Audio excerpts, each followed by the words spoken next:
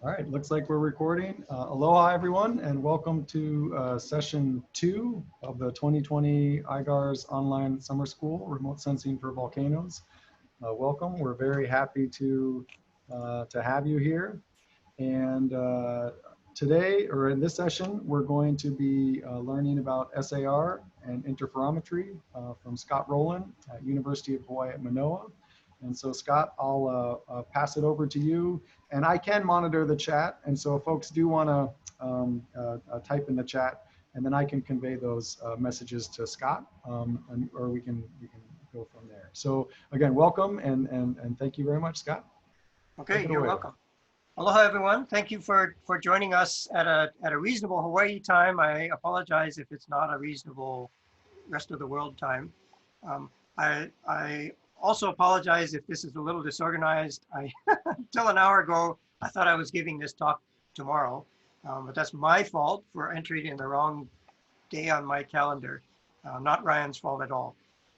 I'm a volcanologist. I study mostly basaltic volcanoes, and I started learning remote sensing, including synthetic aperture radar, lots of years ago. I won't say how many.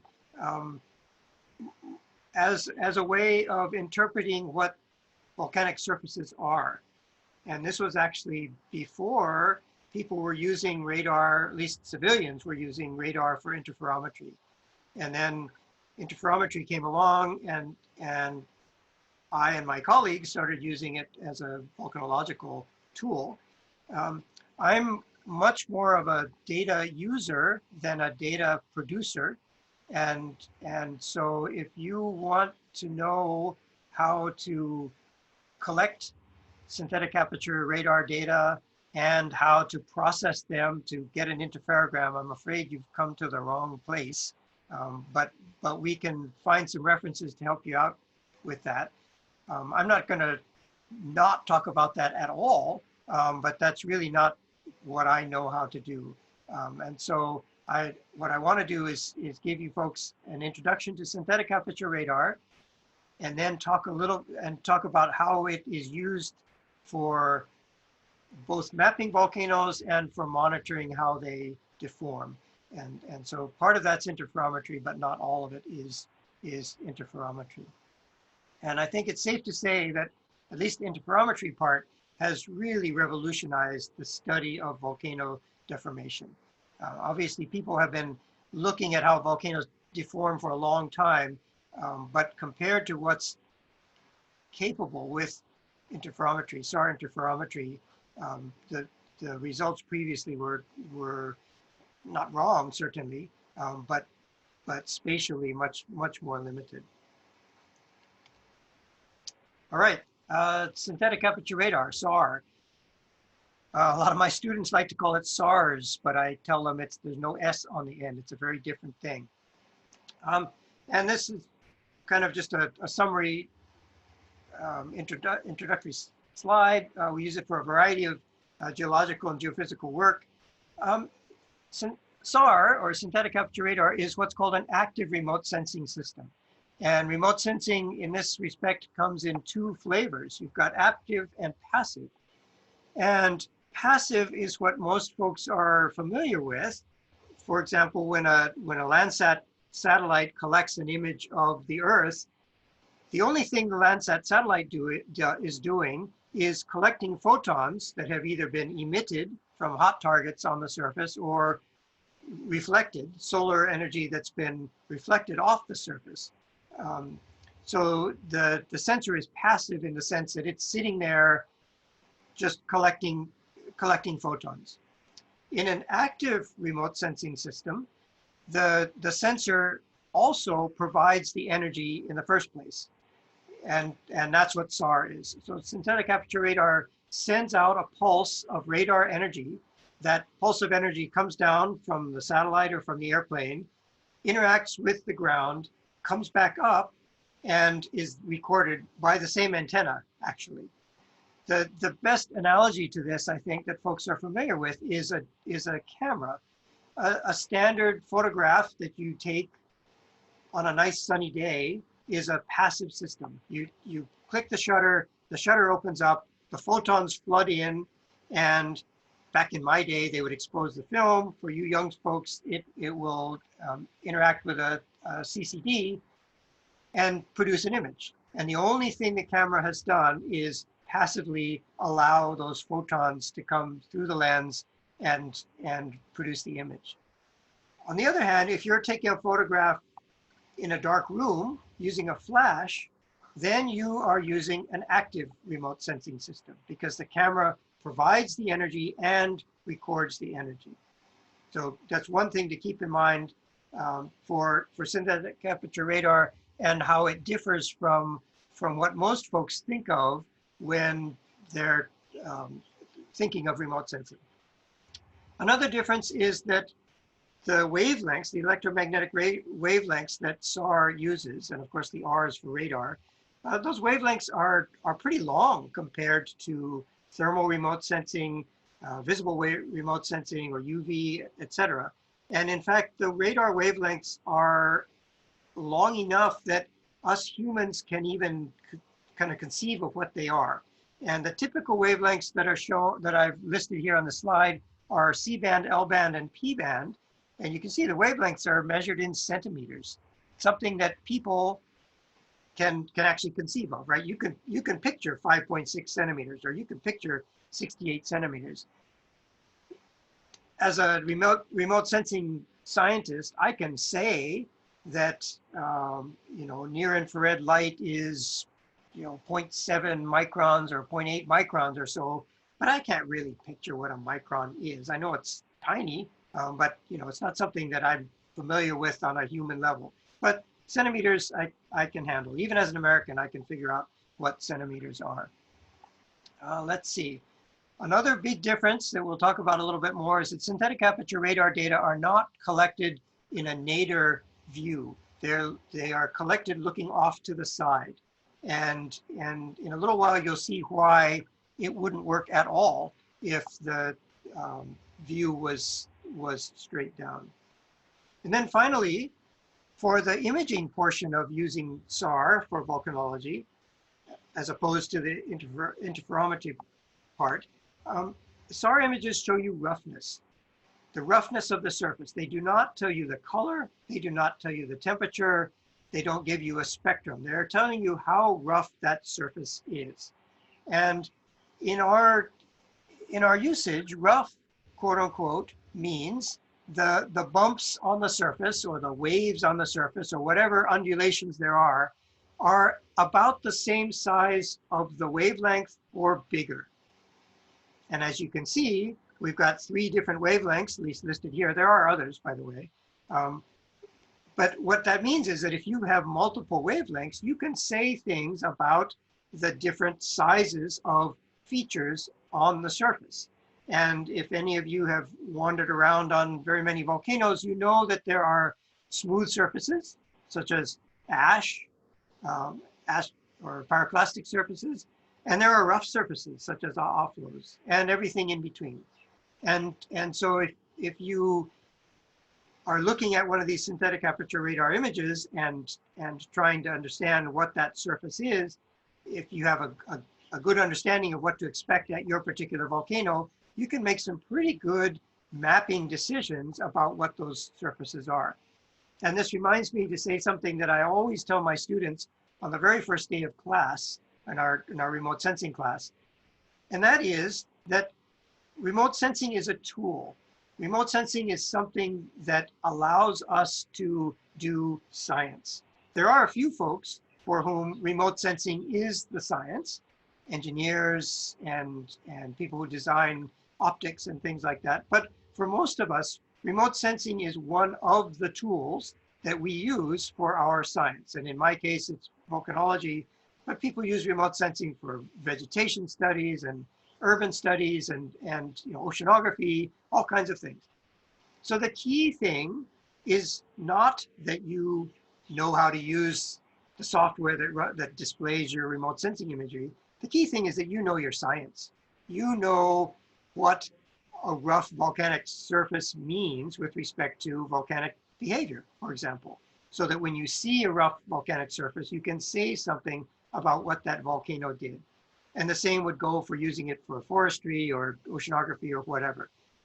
The remote sensing is the tool. The remote, it's an ends to getting to a scientific result, and it's one of many tools, right? You've got geochemistry, you've got field mapping, all kinds of things. So I've used remote sensing a lot, but I always have to make sure I understand that what matters is the science result you get at the end, and for that you need to know the science.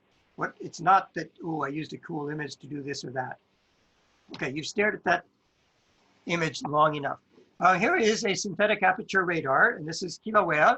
And in a better world, we would have been out here in person looking at these kinds of things.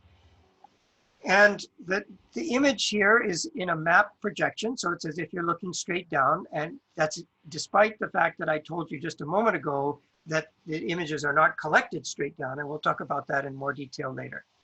In this particular image, there are 3 radar wavelengths that are being displayed in red, green, and blue. The P band, the 68 centimeter wavelength, is in red, the L band is in green, and the C band, the shortest, the 5.6 centimeter wavelength, is being displayed in blue. And if you're familiar with Kilauea, you will perhaps be able to identify a few things. I hope you can see my cursor a little bit. Here, for example, is Kilauea Caldera, and obviously this was collected before 2018 because the caldera does not look like this anymore. This is Halema'uma'u, which is a pit crater within Kilauea Caldera. The southwest rift zone runs off to the left here. Notice here's a north arrow going off in this to the upper right. This was an airborne radar acquisition. This is not a satellite image. And as probably all of you know who use remote sensing data, airborne data have some advantages, but one of the disadvantages is that the image itself is oriented parallel or perpendicular to whichever way the airplane was flying, which is rarely straight north-south or east-west. So you end up with image orientations that are not perfect on the screen, but we'll just have to live with that. And if any of you are familiar with Kilauea, this is not what it would look like if you were up in the plane looking down on it. The colors are pretty wild. Oh, there's a nice smile too. Colors are pretty wild. And what we are seeing is the strength of the return from the surfaces. And I'll say this now, and we'll explain it a little bit later on. In a SAR image, rough surfaces are bright and smooth surfaces are dark. So I'm not sure who's annotating, but if you don't mind, could you remove those annotations? Thank you. Okay, so a surface that is rough or a surface that happens to be facing straight back towards the radar antenna is going to be bright. And so again, you're using these data to try and understand what the volcanic surface is. And on basaltic volcanoes, such as Kilauea, one of the key things you're looking at are lava flows, obviously. And the 2 different types of lava flows are pahoehoe flows and a'a flows. And even a normal, regular, non-geologist person who lives in a volcanic terrain is going to recognize the fact that pahoehoe flows are smooth for the most part, and a'a flows are rough for the most part. And so Scott? you can make, yes. Sorry, there's just a couple questions that have come up asking Sure. about how SAR behaves over water bodies or with water resources. Okay, those are great questions. Well, some oceanographers use SAR data to study the ocean's surface. And basically in that case, they are looking at how waves, big and small, scatter the radar energy back to the antenna. And you can see very subtle differences in wave height and wave orientation in a SAR image because you're looking at a glancing angle. Typically, however, for subaerial uses, geologists like to avoid wet surfaces because water, even a tiny amount of water in pore spaces, will absorb radar energy and you won't get anything back. Many times we I mean, like lots of remote sensing, it works way better where it's a dry place with no plants. With that said, though, if what you want to know is how much water is in the surface, the fact that radar energy is absorbed so readily by even small amounts of water allow you to use that property to look at soil moisture. Again, you're only seeing the very surface if you're doing that, but for certain hydrological applications, that might be important to do. I have to admit, I've not used SAR for hydrology, so I don't have any really good examples to give you. Did that answer whoever's question that was? I believe so, thank you. And then there was one other question about how SAR deals with smoke and fog and clouds with forest fires or other things. Oh, good. Thanks for saying that. I'd forgotten. SAR wavelengths pass right through clouds. And because it's an active sensing system, you can use it day or night. It doesn't really matter. So for certain parts of the world that are commonly cloudy, particularly high latitudes, SAR data are really good if what you want is an image of the surface. Again, you're looking at roughness, not color, but SAR data penetrate clouds. So it's not a cloud, smoke, fog, things like that are not a problem. I should say though that although the SAR data, the SAR radiation energy passes through clouds, it is slowed down a little bit by atmospheric moisture, including clouds. And this becomes important when we start using it for interferometry. It's not important if what we want is an image, such as the one I'm showing. But once we start talking about interferometry, it's very important that you account for differences in atmospheric moisture, because those could be misinterpreted as changes in the ground surface when in fact it's just atmospheric moisture. That's a great question. Very good. And then there was one other question, and then we'll let you keep going. But Okay. It's asking about the advantages or disadvantages of the different wavelengths. So C-band versus L-band, you know, are some of them more sensitive than others, or when would you use some versus the others? Well, most satellites, because they are much more power constrained, only use one, maybe two wavelengths. You basically need one antenna per wavelength. And these antennas, you know, we think of radar antennas as big dishes. They aren't actually. They look like a metal plate. And the only one I've ever seen is actually the antenna that produced this image. It's a NASA airborne SAR called TopSAR, and it flies on an old DC-8 airliner. And the C-band antenna looks like a metal plate, maybe, I don't know, half a meter, not even that, half a meter long and 15 centimeters wide. Just looks like a metal plate on the side of the plane.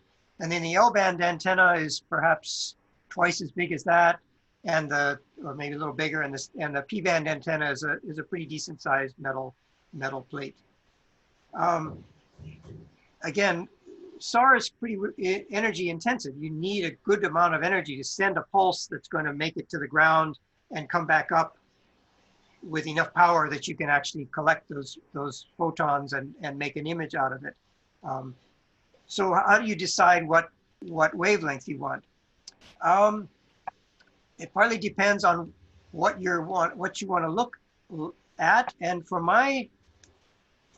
what I would think of, and we'll talk about this a little bit later on, SAR energy can sometimes penetrate into the ground if it's very, very dry, such as sand. And the longer the wavelength, the farther it will penetrate. The same goes for vegetation.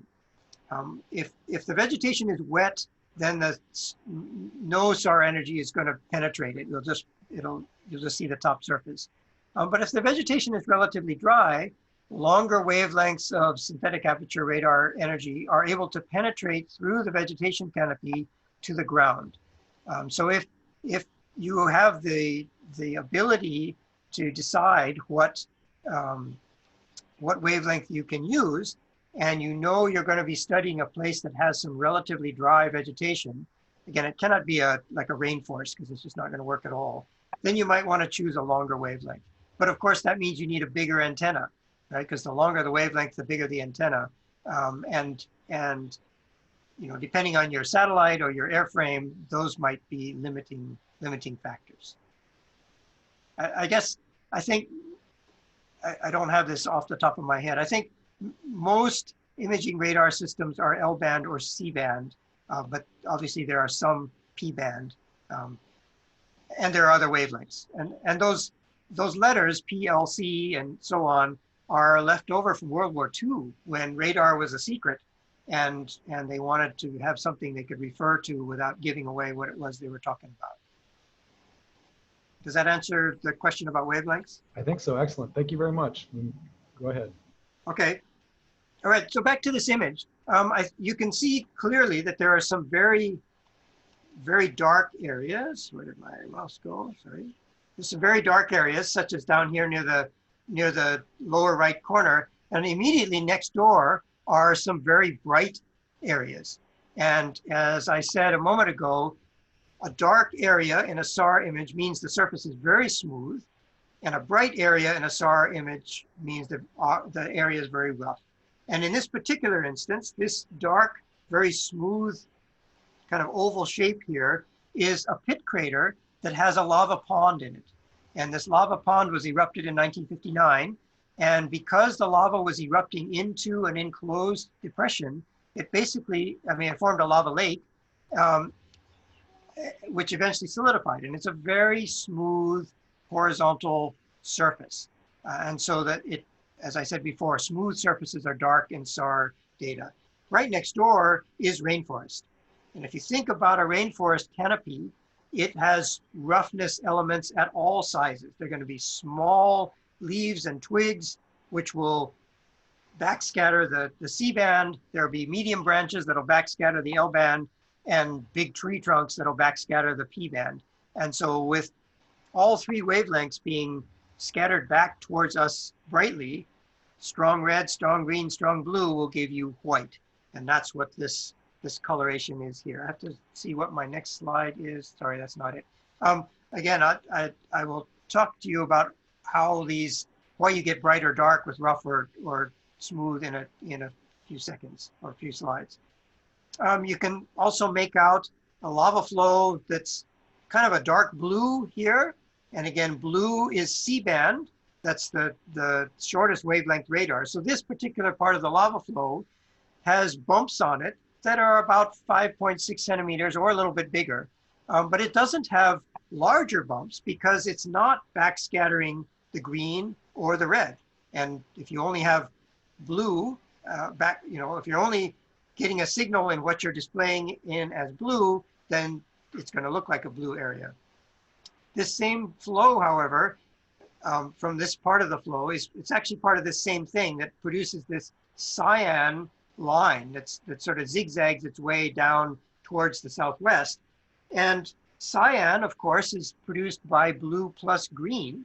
And what that means is that this particular lava flow, this part of the lava flow, has roughness elements to it, and in this case, it's becoming an AA flow that are large enough to give you a strong C-band signal and a strong L-band signal. And again, those are displayed in green or blue and green, respectively, and you end up with a cyan lava flow. This little portion right here is particularly rough, and now we've mixed in some of the large roughness elements, and it's practically white.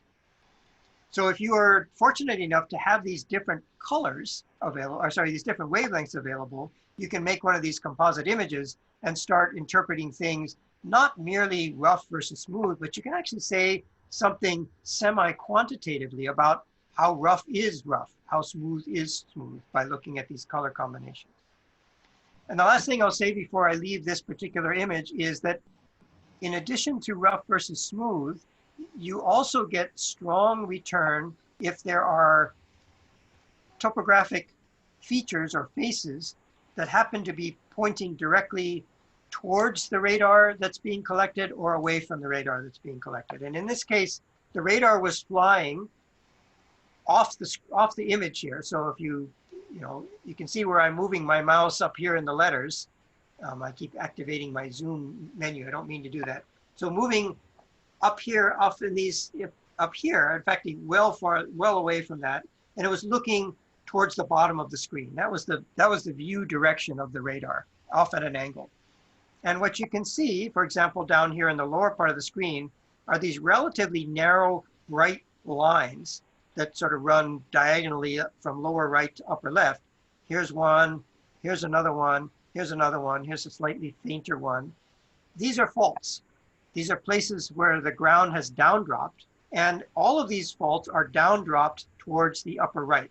So if you were to be out there in the field walking, if you walked from here to here, you would drop down this relatively steep scarp to go from here to here.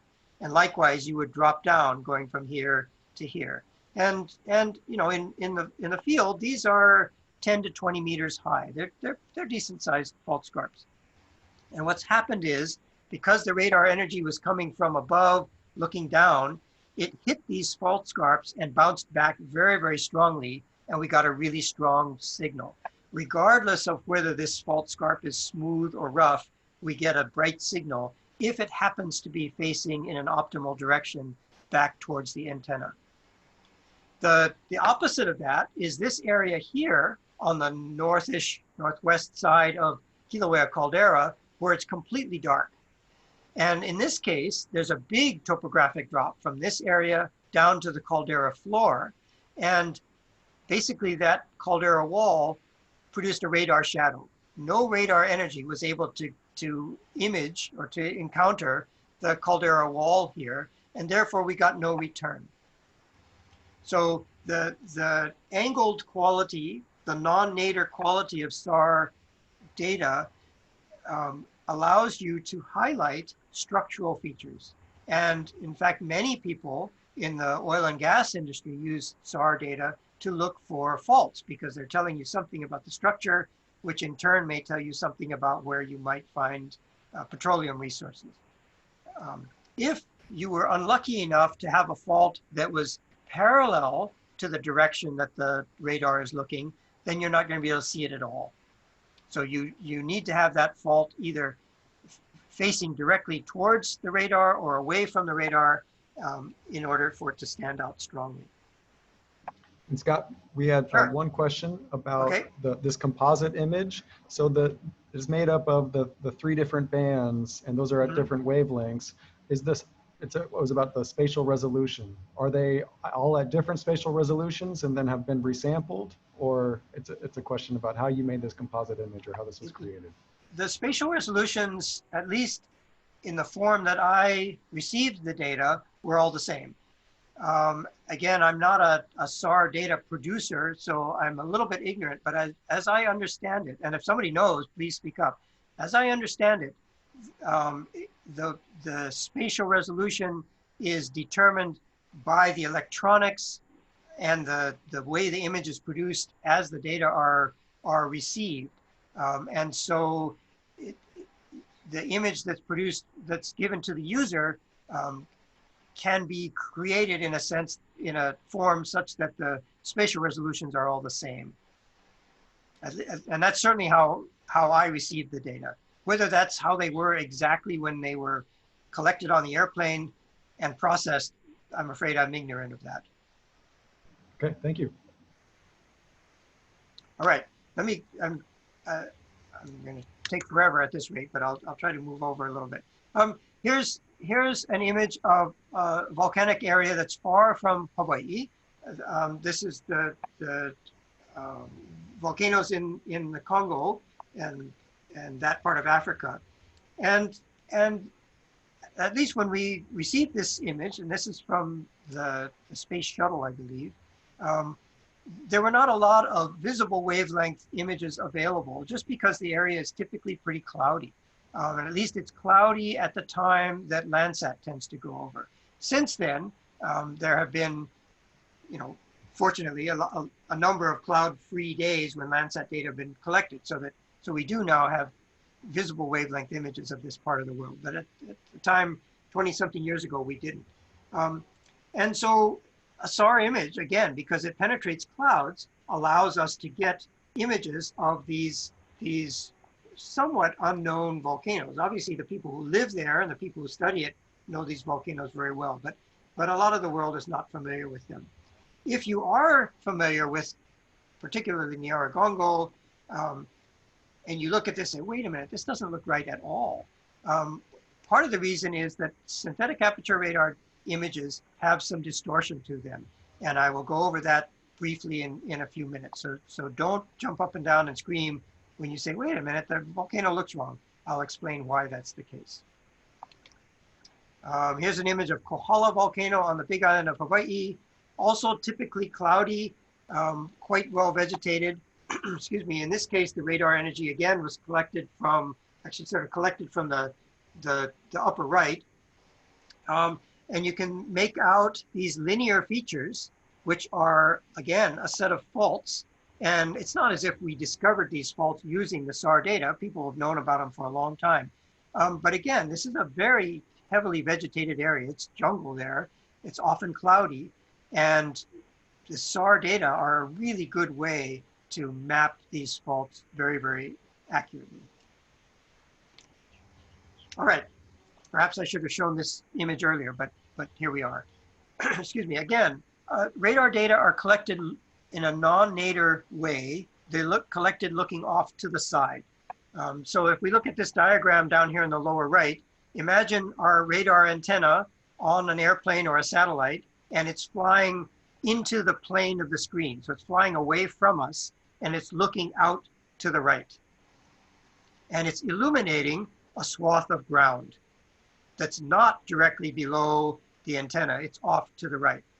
Excuse me. So a radar satellite or airplane will have a ground track, namely the path of the satellite or airplane directly below it, but that ground track is not going to be in the image. The image is off to the side.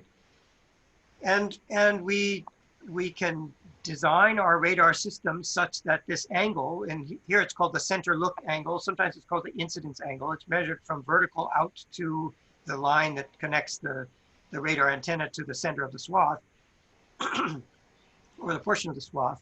And we can design our radar system with whatever incidence angle we want.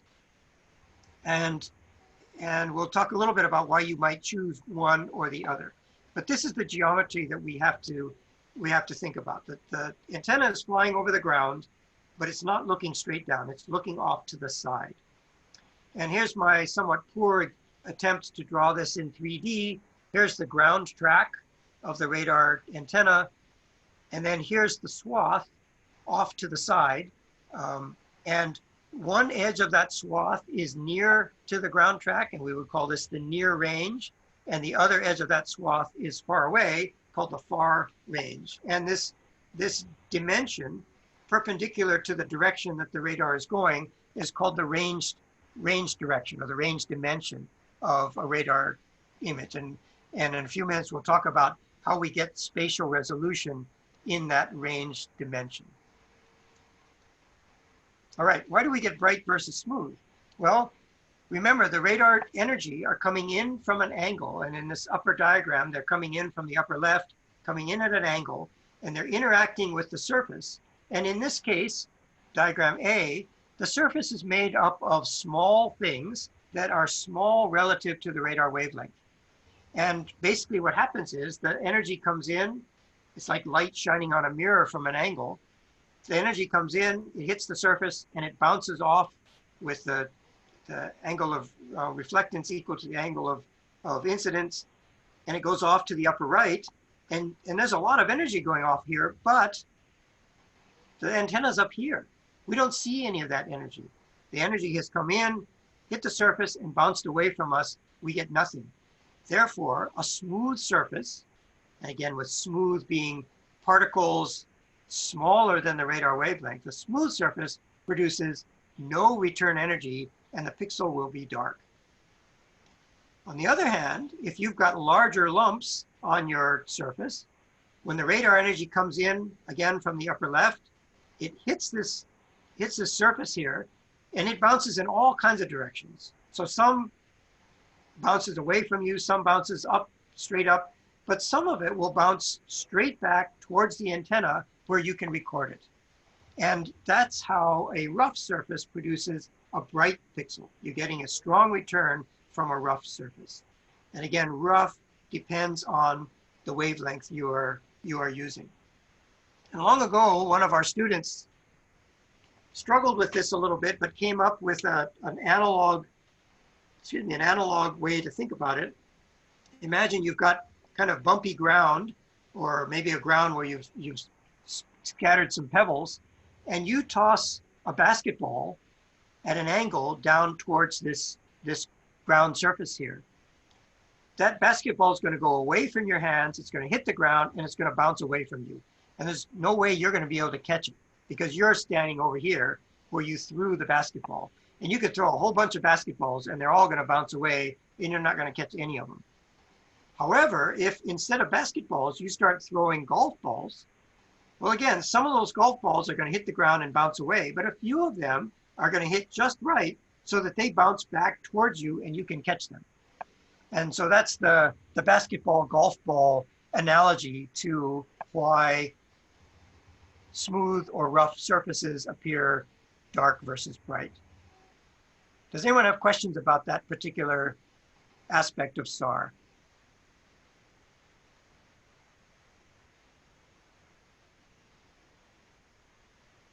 I guess because I've looked at SAR data for a long time, this style of displaying surfaces where the return is strong as bright and surfaces where the return is weak as dark, to me makes total sense. However, for whatever reason, my colleagues in the seafloor sonar, imaging sonar world use the complete opposite convention. And so they display pixels that get a strong sonar return as dark, and pixels that get a weak sonar return as bright. Excuse me. So if you're ever looking at a seafloor sonar image, it's basically saying the same thing, rough versus smooth. It's just that their convention is the opposite of that which is used for terrestrial radar and planetary radar. So don't get confused if you happen to be looking at a seafloor image. Of course, it's sonar. It's not electromagnetic radiation. It's sound, but the processing is very, very similar. Scott, if I Sure. understand the question correctly, there's a question related to, you have a surface, it's a soil surface, and under two different conditions, I guess one is dry, and the second condition is that it's been flooded or it's wet. And then the surface itself hasn't changed, but presumably it was dry and now it's moist. And then again, if you wouldn't mind just speaking a little bit of how that would impact the SAR return. Okay. Again, I haven't used SAR for hydrologic purposes. So if anyone else knows the answer, they should speak up. As I understand it, the surface would actually look the same. If it's smooth to begin with, that means you're not getting any return for the reasons I've diagrammed here in diagram A. If it's then flooded, as long as there are no waves on that surface, if it's just smooth water, or even just quite damp, the water is going to absorb the radar energy, and it will be like this diagram A, except without this part here. The energy will go into the surface and disappear. And again, it will look dark. So from my poor understanding or from my lack of experience of using this technique, my understanding is that it would look identical. Okay, thank you. Sure. Okay, we're getting a little more complicated here because we're going to try and understand how you actually produce a SAR image. And so we've got our airplane with the antenna on, in this case, the right side. The airplane's flying away from us. This purple dashed line is the ground track. And again, the airplane is looking off to the right, and it is illuminating the ground. And basically it's sending pulses. And the next diagram will show this a little bit better, I think. But it's sending pulses down to the ground. And those pulses are kind of oval shaped, right? I mean, you can imagine a single pulse of energy is going to spread out and illuminate a pulse. And if you were to merge all of those pulses together, they would produce this swath. And I just realized I should have explained something else in a moment. This term synthetic aperture comes from the fact that if you send a pulse of energy from a radar antenna down to the ground, it's going to spread out, and the higher up you are, obviously, the more it's going to spread out. And if all you did was send a single pulse to the ground and collect whatever bounces back from that, your spatial resolution would be terrible, because the pulse of energy is going to spread out so much, it's going to illuminate huge areas of the ground, and you're going to have a really hard time actually resolving features because of the way the pulse is spread out. In order to mitigate that, you could make the antenna enormous, such as hundreds of meters long or wide, but clearly that's not going to work very well on an airplane or a satellite. So the way synthetic aperture radar works is by, instead of using a single large antenna, you use a reasonable sized antenna that you can fit on a plane or a satellite, and you use multiple pulses. And so you are synthesizing a large antenna by using a small antenna thousands of times as you collect an image. And then the software, the signal processing software on board the airplane or satellite is able to combine all of those thousands of images into a single image that has a much better spatial resolution than you would get if you just sent a single pulse. So that synthetic aperture refers to the fact that you are synthesizing a really large aperture or antenna by using a small antenna, but many, many pulses. So I should have said that early on. That's where the SA for SAR comes from. All right, so back to where I was. This swath is illuminated by multiple oval-shaped pulses as the plane moves in the flight direction. And any one pulse, so sort of, this circle here is not meant to represent the entire pulse. The entire pulse would be the width of the swath. But let's just look at part of what's illuminated by this swath. This is going to be our pixel, our resolution cell, and it's going to have a dimension that's perpendicular to the direction that the antenna is flying, and that's called the range resolution. And it's going to have a dimension that's parallel to the direction that the antenna is flying, and that's called the azimuth resolution. And the combination of the range resolution and the azimuth resolution gives us our spatial resolution, gives us our pixel size. And range resolution and azimuth resolution are determined in two completely different ways.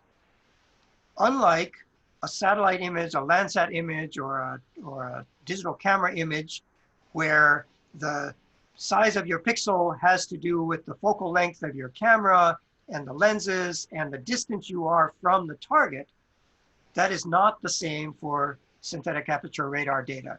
The range resolution and the azimuth resolution are determined by the image processing and your ability to do that image processing.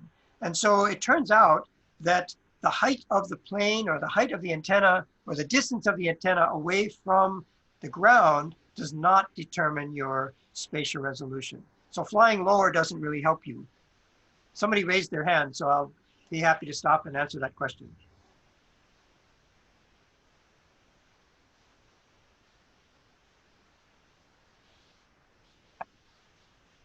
Whoever that was, if you're shy, you can type it into chat and Ryan will interpret for you. Can I talk now? Of course. Okay, many thanks for your nice description. Because I practically deals with this capturing picture by the aeroplane.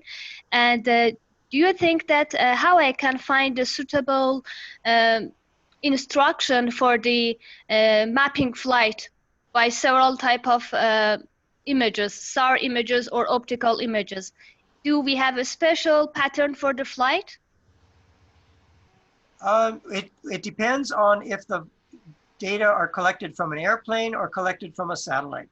If No, they I are- mean aeroplane, because I airplane. am pilot also, and I want to know more how I can make a suitable pattern to take a suitable picture. It could be effective and usable. Okay. For one thing, a synthetic aperture radar imaging system is pretty complex. So I hope you have a big airplane. And the next thing is, I think you should think about what it is you are trying to study. And as I was talking about earlier, if you're trying to study faults, then you want your flight path to be parallel to those faults so that the image, the energy is going to be perpendicular to them, because that's the best way to see those faults. Excuse me. But if my goal is to get more information about the natural disasters or multi-hazard condition for the building area or urban context, what should I do? Well, again, without more knowledge of the specific hazard you're looking at, I guess the main thing is to have make sure your flight paths are safe, obviously, if there are mountains nearby, and legal. We ran into trouble with NASA once. We were not allowed to fly over a certain country because they decided the day before that they didn't want us to come in. Otherwise, if you're collecting radar data, I would say try to collect images of the area you care about from multiple viewpoints to make sure that if that's possible, that's what I would suggest. Okay, I can many just thanks. chime in here. For SUAS operations and for manned aviation operations, there are mission planning flight software programs available that are either open source or that you can purchase that could help you if you know what the size of the pixel you want to end up with and the area you want to cover and the amount of overlap. They can automatically calculate some different flight paths for you for covering that. What's the name of the software you said? So a free version, I'll type in the chat, is called Mission Planner. And so that can be modified for many different ways. Okay, many thanks. I think it can help me. Many Okay, thanks. great. Thank you, Ryan. All right, let's move on. Let's see how we determine resolution in the range dimension. And remember, range is perpendicular to the direction that the antenna is moving.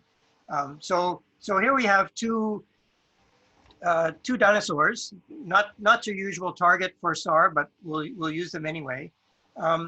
And these graphs show the strength of the signal, and the x-axis is time, the strength of the signal that's returned as you send out your pulses of energy. So imagine that we're sending off our energy from the upper left here. Any pulses that hit in this area where there are no dinosaurs give a very low return. The pulses that, or the return energy that hits this dinosaur, that starts to hit this dinosaur,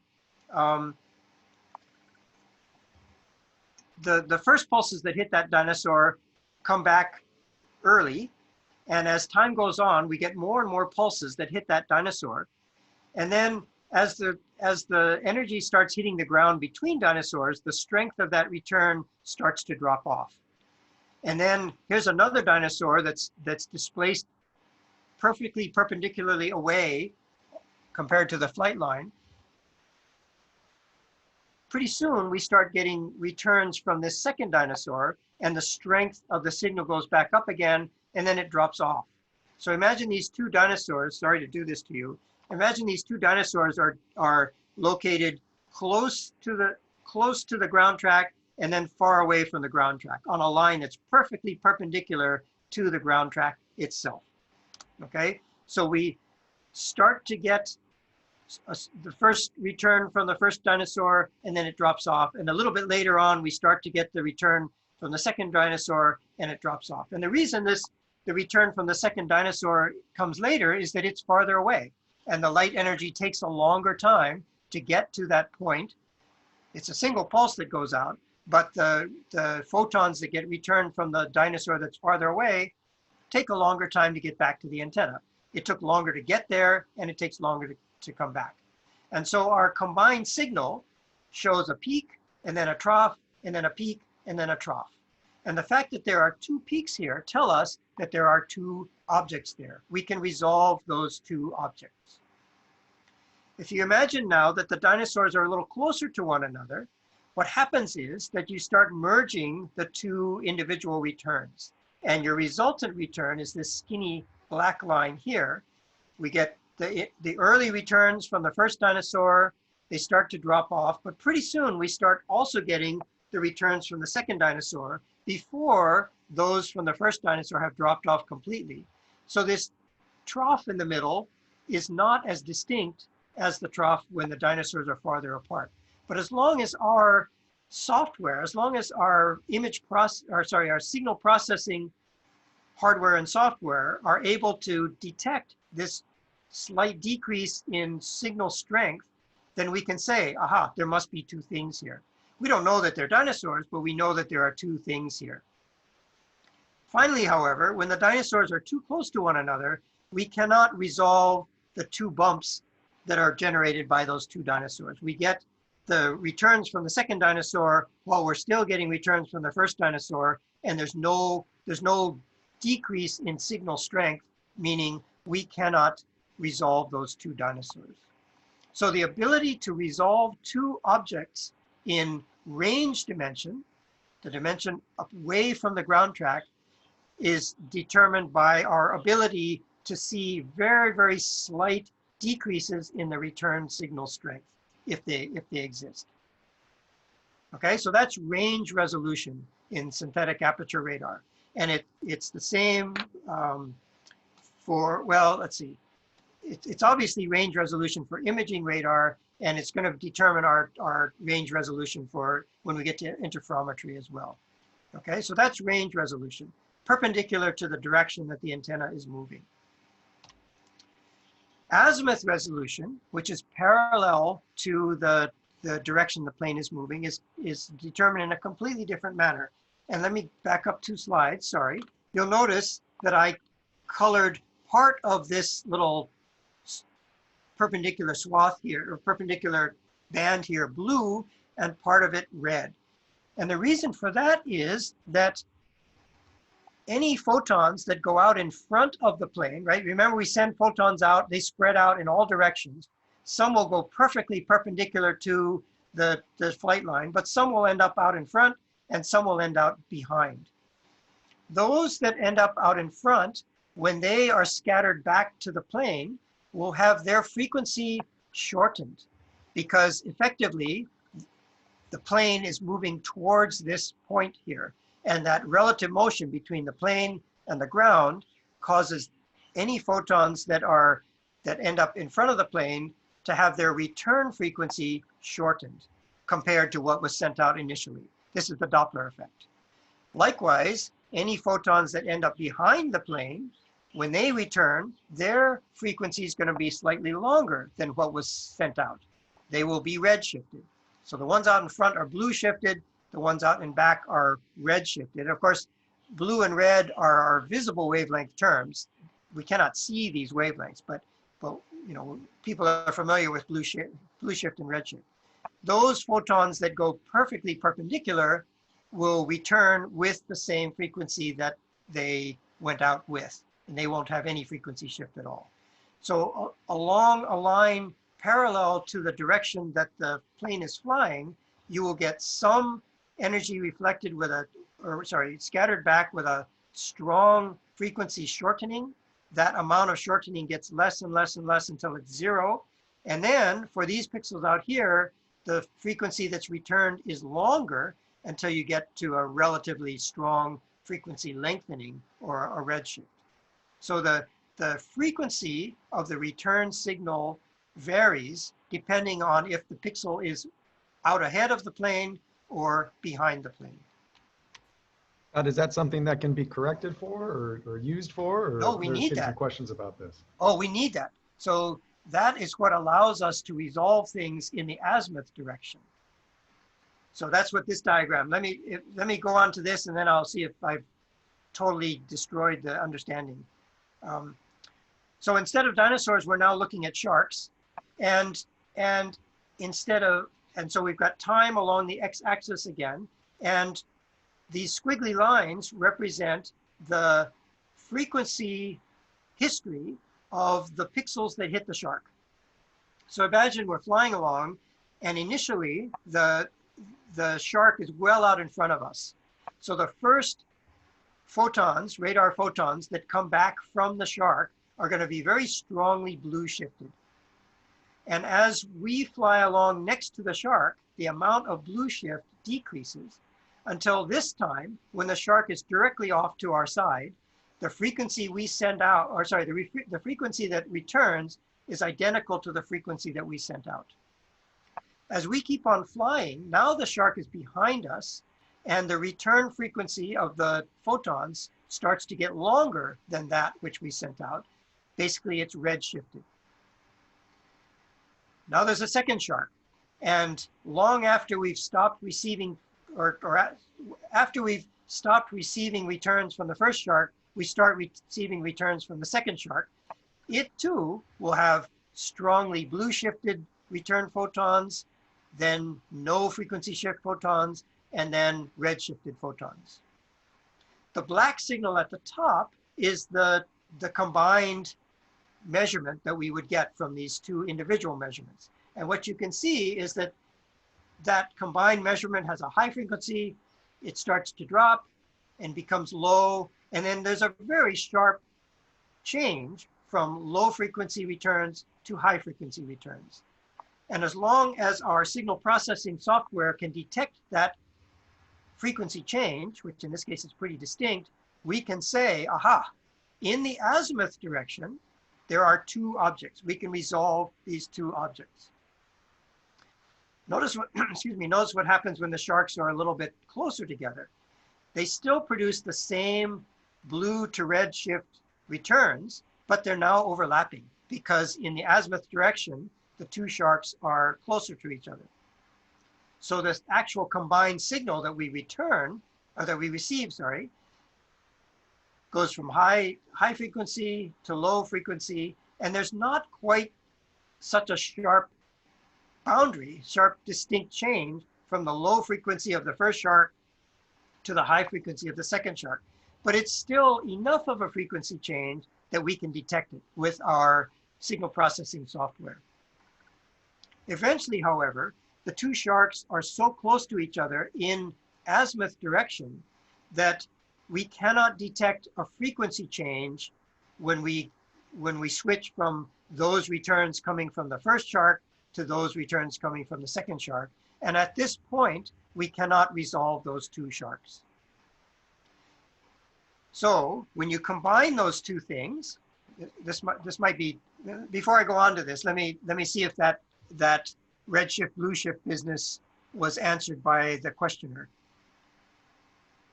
Or sorry, was answered by me for the questioner.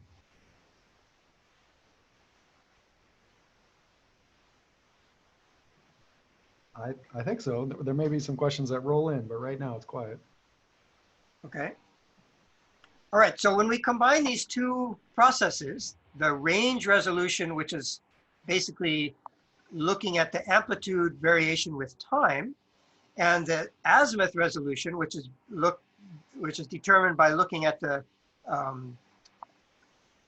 frequency change with time, we get a grid pattern. It's not an orthogonal grid pattern, it's got curvy lines. Within one spot that's illuminated by a single pulse of radar energy, these lines are lines of equal return time, so lines of equal range, determined by just how long it took the signal to go from the airplane to the ground and back. And then these lines, they're called isodops, are lines of equal Doppler shift. And they're going to be high blue Doppler shift here, low blue Doppler shift here, no Doppler shift, low red, and high red. So here's a grid system for a single pulse of energy. And everything within this grid system is going to have its own unique combination of range and Doppler shift. And then if we, remember, we don't just take one pulse of energy, we take many, many pulses as we're flying along. We get to this diagram. This shows each one of these curvy lines is the graph for a single feature within the swath. And each feature, and so range is shown by the y-axis, and then time is shown by the x-axis. So let's look at this feature out here, and it says far from ground track. Notice that its entire history has a high value of range, and that's because it's far away. It's equivalent to something that's out here. Okay. And then the colors indicate what the frequency pattern is of that feature.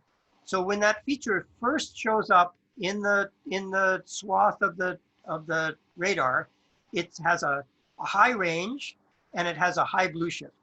And the same feature through hundreds and hundreds of individual pulses of energy, the range starts to go down because if you look at this if you look at this diagram, the same point out here, I apologize, the same point out here initially is far away from the airplane, but the point is here. Later on, the airplane is closer to it, its range dimension or its range distance is going to be smaller. So range decreases. Likewise, it goes from blue shift to no frequency shift to red shift. Something that's really close shows the same frequency pattern, blue to zero frequency shift to red, but its range values are always less than the one that's far away. So you can imagine that every single pixel on the ground, every single thing that's on the ground has its own unique history of changing range and changing frequency shift. And you need a pretty complex processing set of software to deconvolve all of that and produce an image. And then the last thing you need to do is to look at the actual amplitude of those signals, and that's going to tell you whether something has a bright pixel or a dark pixel. And you can read lots of remote sensing books, and most of them say, oh, it's just like processing a hologram. And to me, that does no good at all, because I've tried really hard to understand how holograms work, and I can't do it.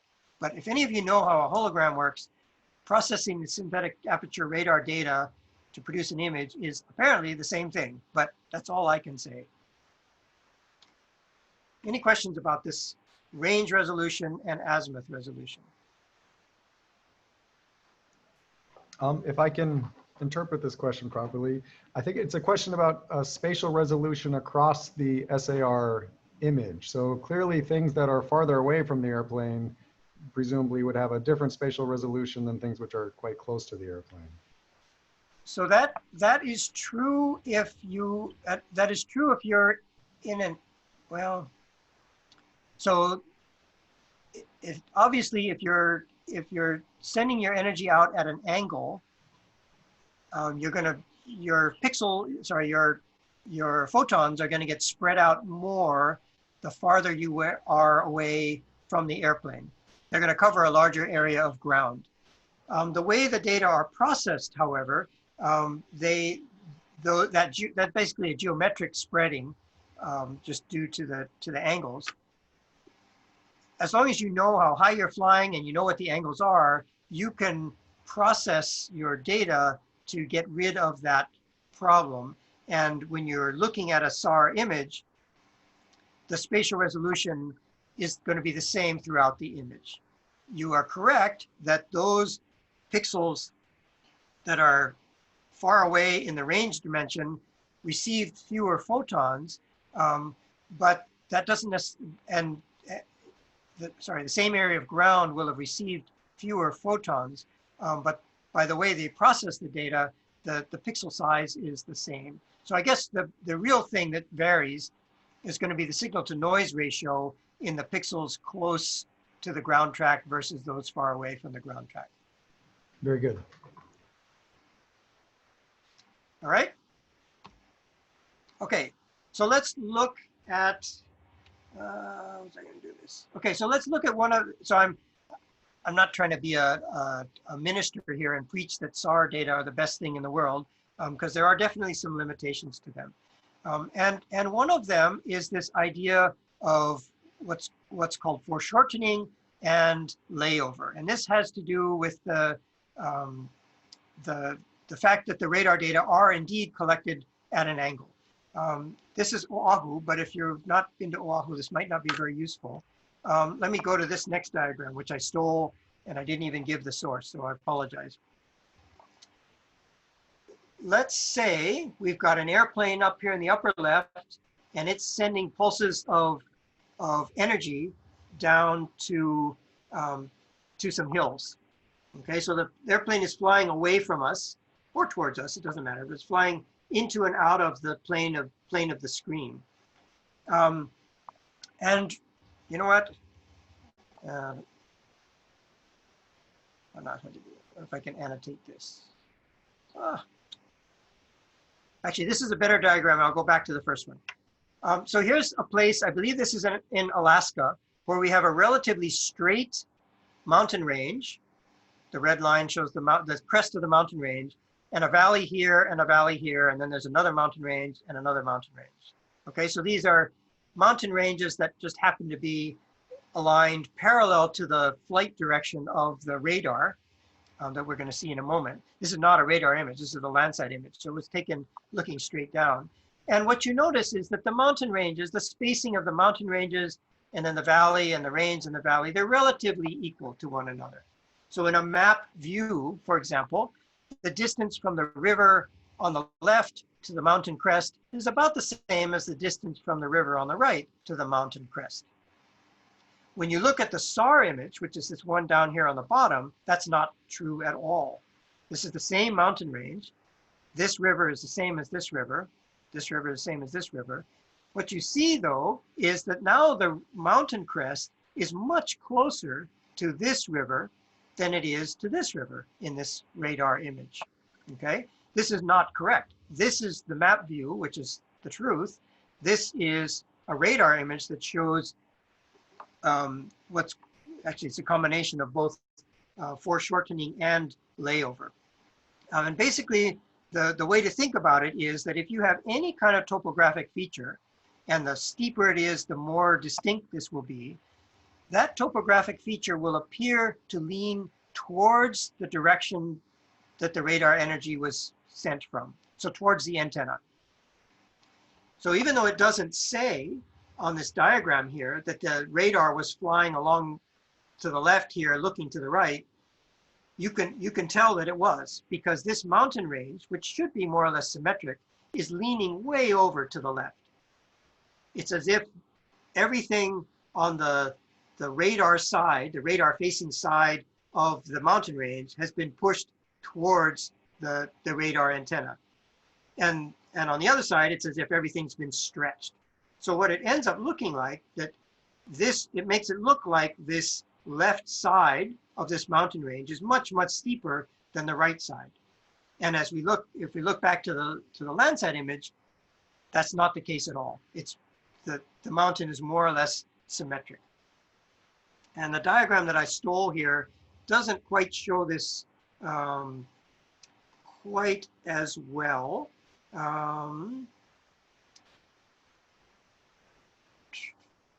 But okay, I'll do my best. It has to do with the fact that the position within the image of anything is related to how long it, with respect to range, is related to how long it takes the photons to leave the antenna, hit the ground, and come back. And if we had imagine we had a perfectly flat surface here, then the photons that hit the close part of the swath would come back sooner, and the photons that hit the far part of the swath would come back later, and we would end up with an image like we expect. However, when you add in a hill, the photons that hit the top of the hill come back sooner because the top of the hill is closer to the radar. But when we project that to a map location, it makes it look like the top of the hill is actually closer to the radar than it really is. And we've basically artificially made it look closer by making it taller. Because all the radar knows is that, okay, it took a short time for these for these photons to come back to the plane. They must be close, but they're not close. They're actually in map direction. They're farther away, but they look close because they're higher. Okay, so as long as your hill is not too steep, you can undo this foreshortening problem if you know what the true topography is. However, as soon as the hill gets tall enough so that its return photons start coming back before those of something that's actually closer, you've now mixed the return. It's not that it's just a little too early. It's actually so early that it's coming back before the return of closer things. Now you can't pull those apart. So if it's just distorted, it's called foreshortening. As soon as they start actually coinciding with one another, it's called layover. And so you can correct for foreshortening, but you cannot correct for layover. So in this case, some of this, the lower slopes of this hill, their returns are coming back early, but they're not so early that they're actually starting to mix in with the river, for example. However, some of the returns from the top of the ridge are coming back so early that they are coming in at the same time as some of the pixels farther down the slope. And that's this really bright area here. And that can't be corrected. I mean, you could warp this image, pick a bunch of tie points, but you cannot pull out the actual return information of how much of this bright DN is due to pixels right on the ridge crest versus pixels that are due, pixels that are coming from farther down the image, or down the slope, sorry.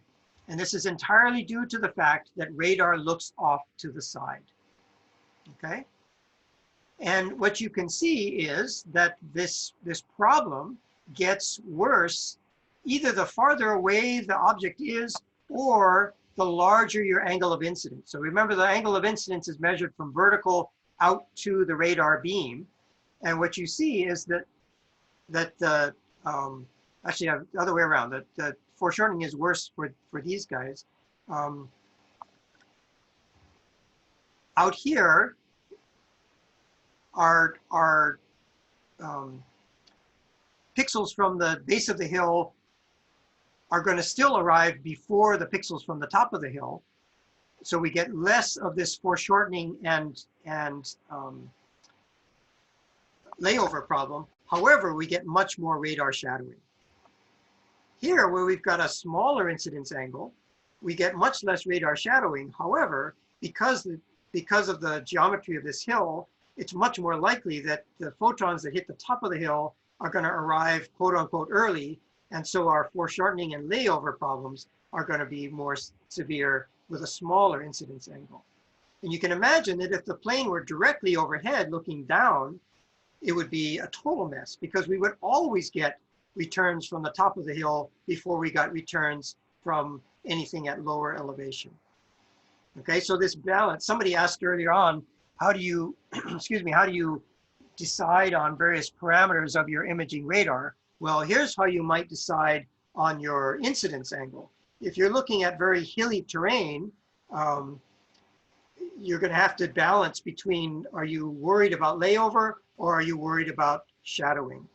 The best thing to do is to study places that aren't really steep, but you know, we don't always have that benefit.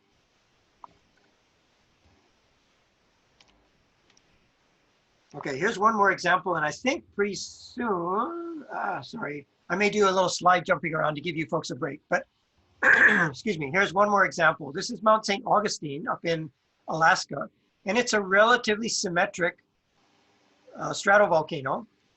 This is a Landsat image, false colors, obviously, collected during an eruption with mud flows, and snow is this blue color here. This is Mount St. Augustine viewed with a SAR, a satellite-based SAR system. And you can see that the summit is displaced way off to the side from the center of the volcano. It's been distorted very considerably. And this is foreshortening and layover that's pretty extreme.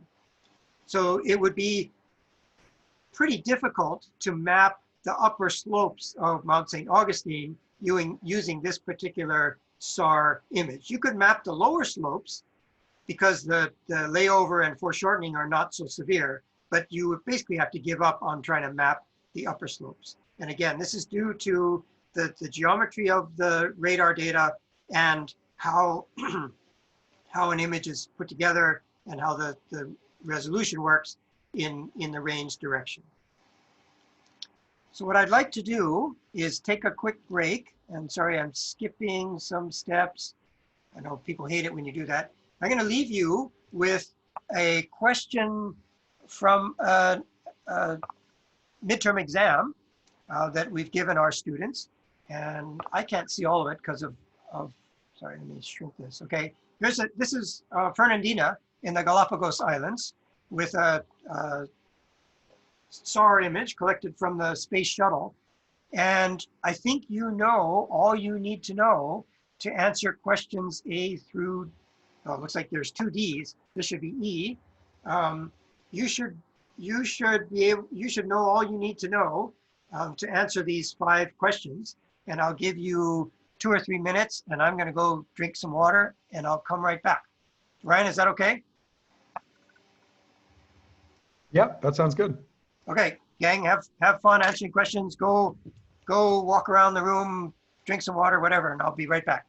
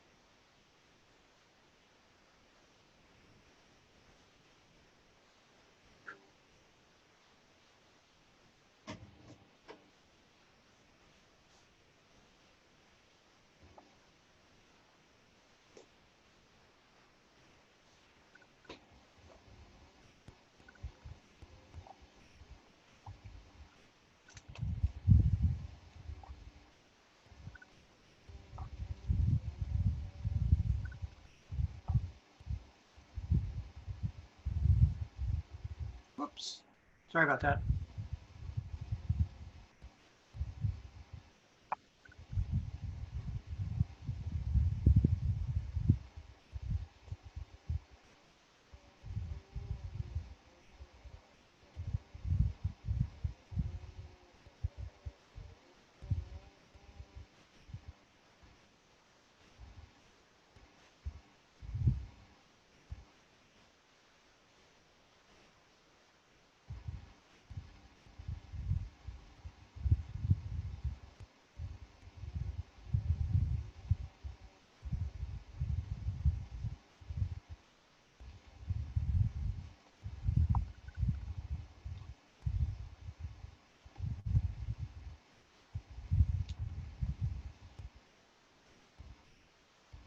Oh, cool. I see lots of arrows and dashed lines.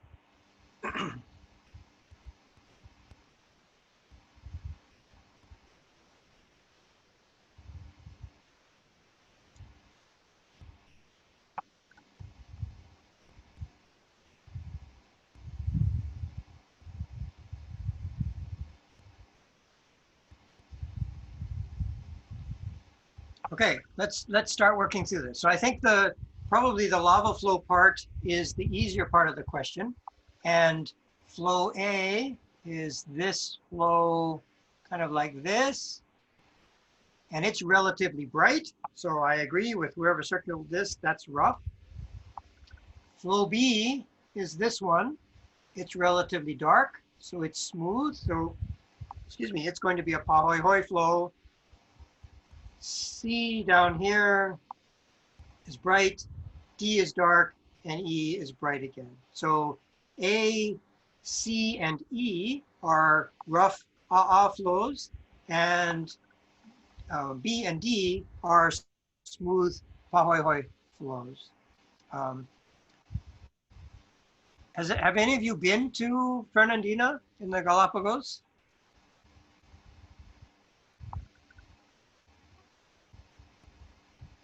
Hopefully some of you have. It's a wonderful place, but you can notice that the great majority of the flows are flows. And boy, I tell you, field work on Fernandina is pretty rough. There's a lot of and Doesn't look like anybody's been there, at least not so far. Oh, okay. You got to put it on your list. Once they open up travel again, Fernandina is the place to go, although it's pretty inaccessible. Let's see. Okay, dotted line indicating the approximate ground track of the space shuttle. So I see a bunch of dotted lines. All of them have the proper orientation, but they're in the wrong place. Now, how do I know they're in the wrong place? Anybody?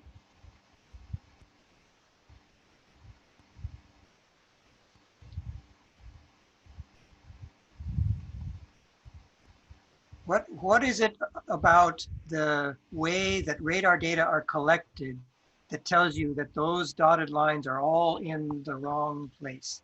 They're in the right orientation, but they're in the wrong place.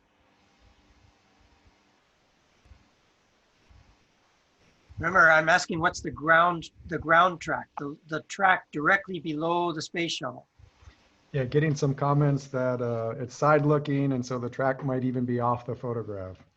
Yeah, it has to be off. It has to be off the image, right? There's no way that we can have anywhere in the image be a nadir view. So in fact, the track was probably somewhere way out here, maybe even farther. Okay, and I don't actually know if it was that way or that way, but we know it had to be way off here to the southwest.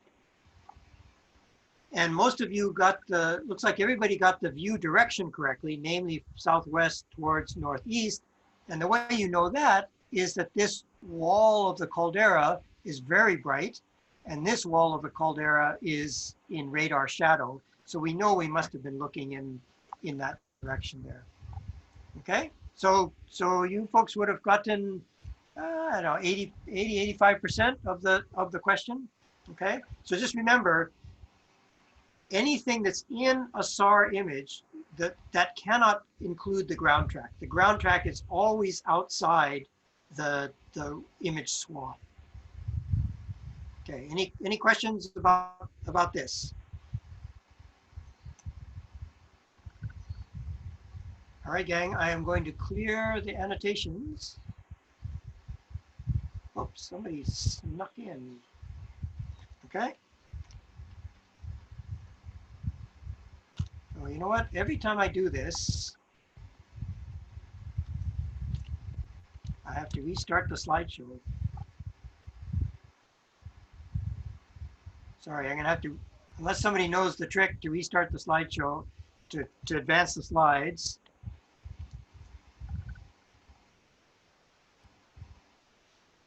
Oh, there, that worked. Okay.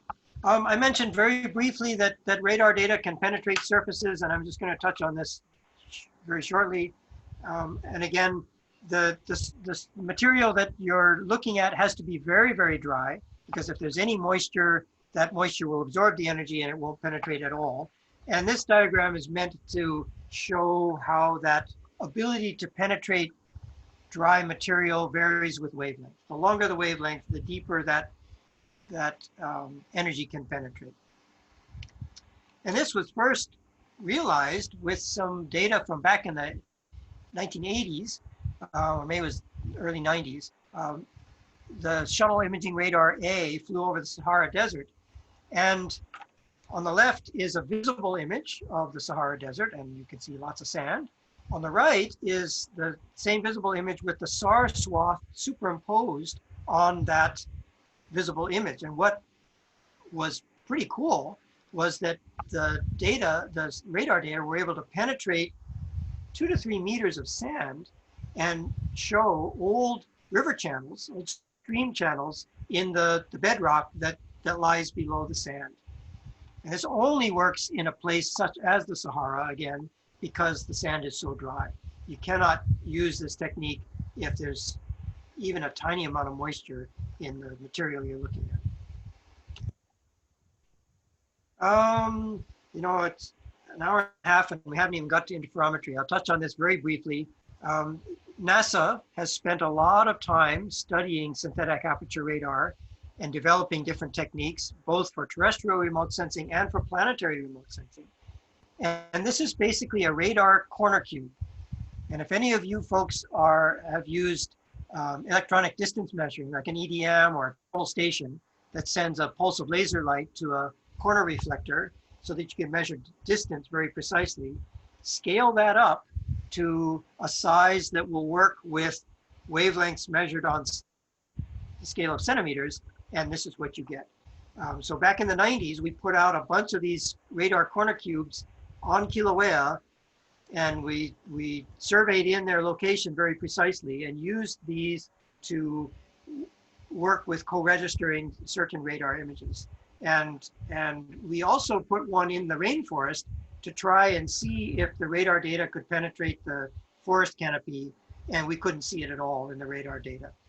So that gave us a pretty good estimate of, or a pretty good idea that even P-band, the longest wavelength, at least for a typical Hawaiian rainforest, cannot penetrate that canopy at all. And again, one of the reasons why NASA cares about this so much is they developed the Magellan Radar, which is S-band, which is 12 centimeters, because Venus has that awful opaque atmosphere, and there's no way you can put an optical imaging sensor on a satellite and see the surface of Venus. But you can use a radar image or radar satellite because radar can penetrate the clouds. And so we have roughness and structural data for essentially the entire surface of Venus. These images that NASA puts out have this nice warm orange color. That's based on some very limited measurements that were collected by the Russian landers back in the 70s, I think, that showed the surface near where they landed to be some oxidized basalt. So NASA took that and said, oh, well, maybe the whole thing's oxidized basalt. They don't really think that, but basically they've sort of doctored up these images to make them look orange. That they're not really orange as far as we know, or maybe they are, but we don't know that. But basically we know the roughness versus the smoothness for most of Venus, and we know structural features of Venus. And there's some stuff that's really head scratching, such as these big old, they call them pancake domes, they're probably big old lava domes.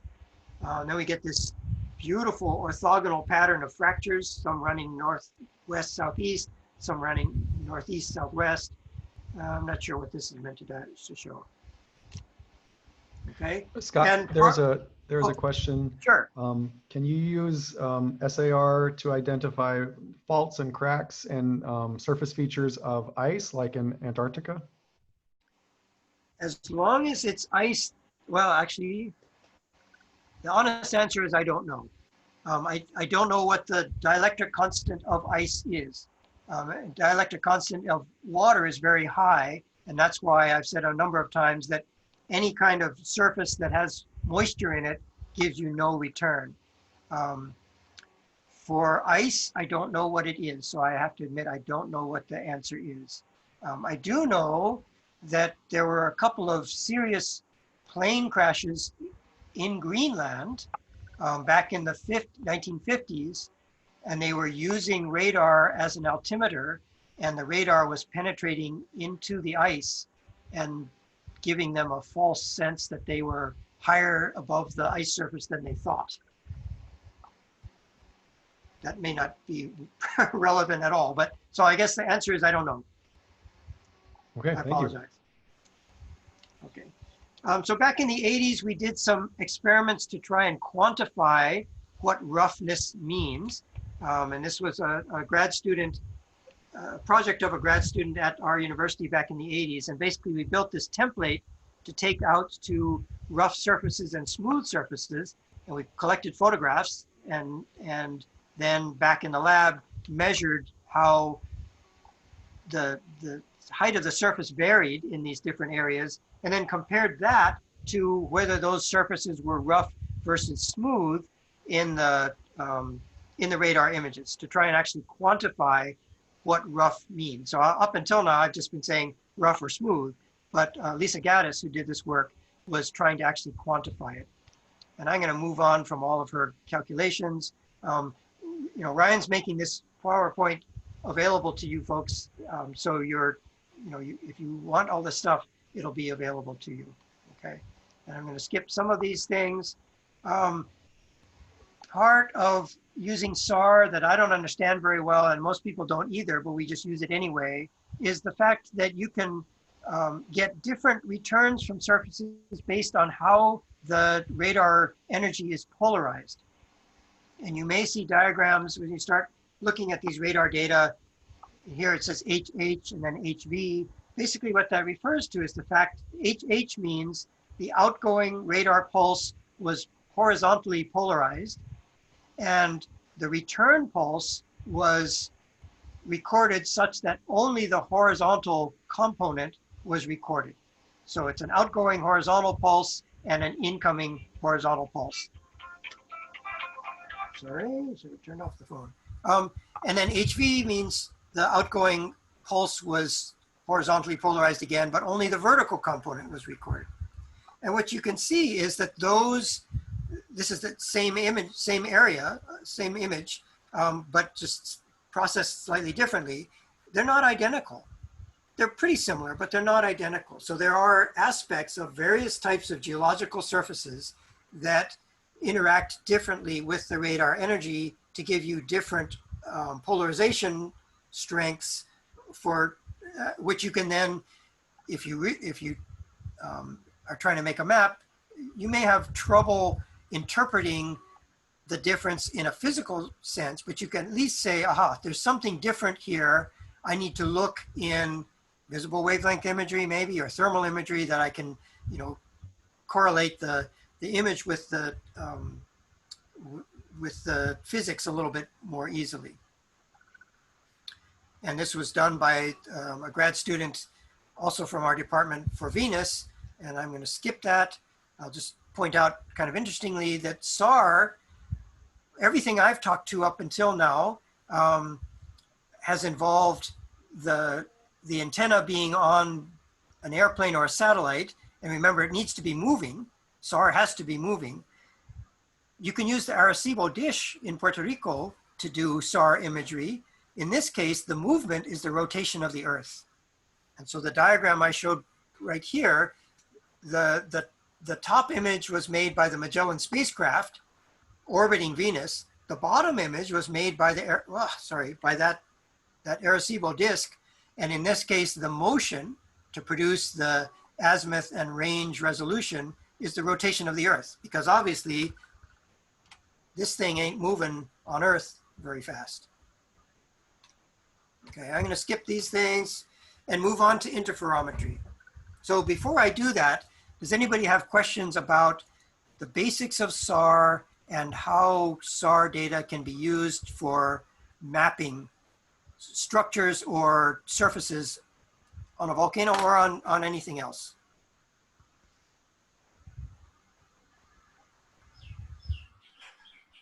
Okay, we'll give a little bit of time to see if any questions come in.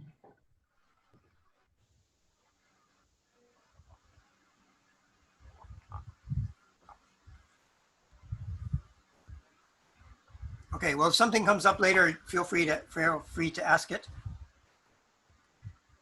Now we're going to switch to interferometry. And I apologize if you signed up hoping to be only interferometry. You've had to sit through all this other stuff up until now. This is a diagram that a fellow named Mike Poland produced. He's a USGS geophysicist. And I think it's a great diagram because it shows how the same radar image contains both amplitude information, which is what we've been talking about up until now, and phase information. So over on the left are two grayscale images showing amplitude, basically bright versus dark.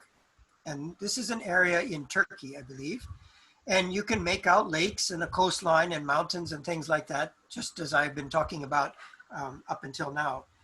The two colorful images to the right of each of those are the phase information for each pixel. Basically, what is the point in the sine wave of the return signal, and it's colorized. So it's going to vary from 0 to 2 pi, right? Just like a typical phase signal.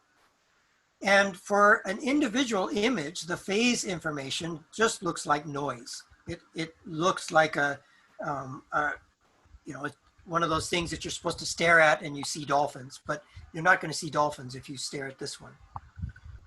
What's pretty amazing though, is that if you have two images that are almost identical, but not quite, you can take the phase information from those two images and calculate the phase difference for each pixel. And you get this image over here on the right, where you have, much more coherence of you can see these patterns. And these are cycles of 0 to 2 pi, and I don't know which color stands for which, but basically these are cycling through phase differences of 0 to 2 pi.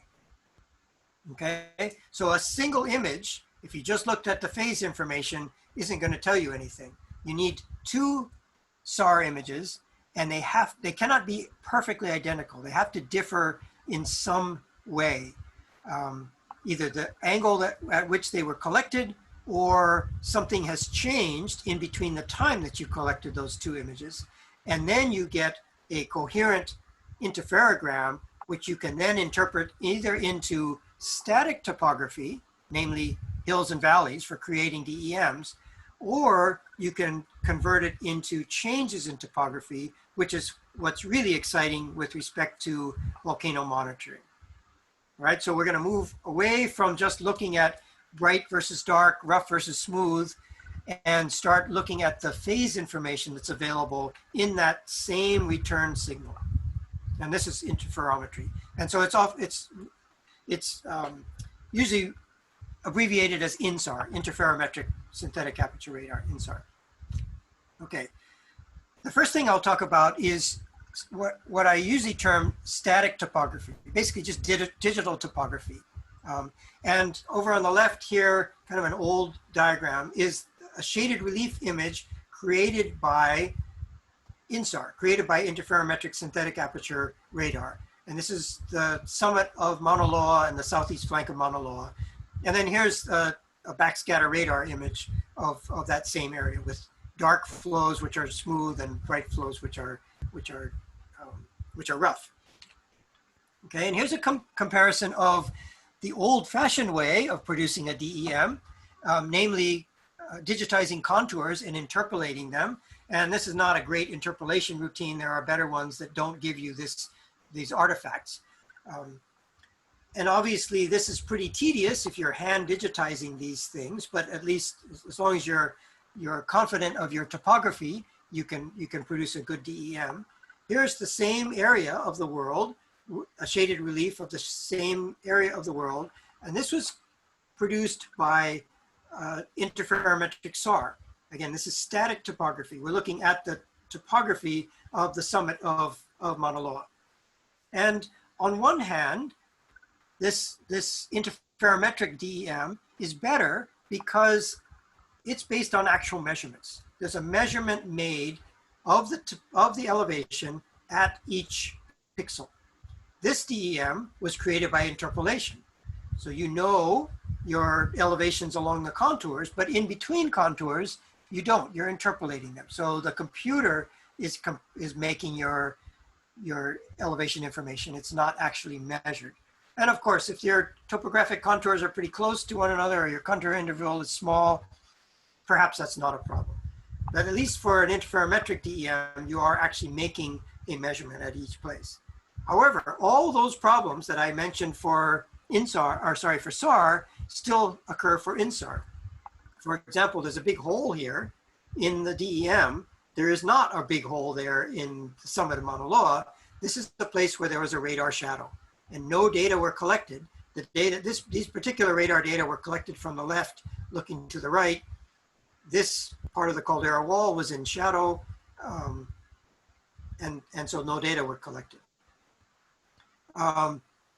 Foreshortening and layover can be a problem as well. So I don't want to claim that this is perfect, but it does give you an actual measurement of topography at each pixel. And of course, if it's a place that's chronically cloudy, you may not have good contour data of that place, because these contour maps, at least for the old style ones, were created from air photos and stereoscopically.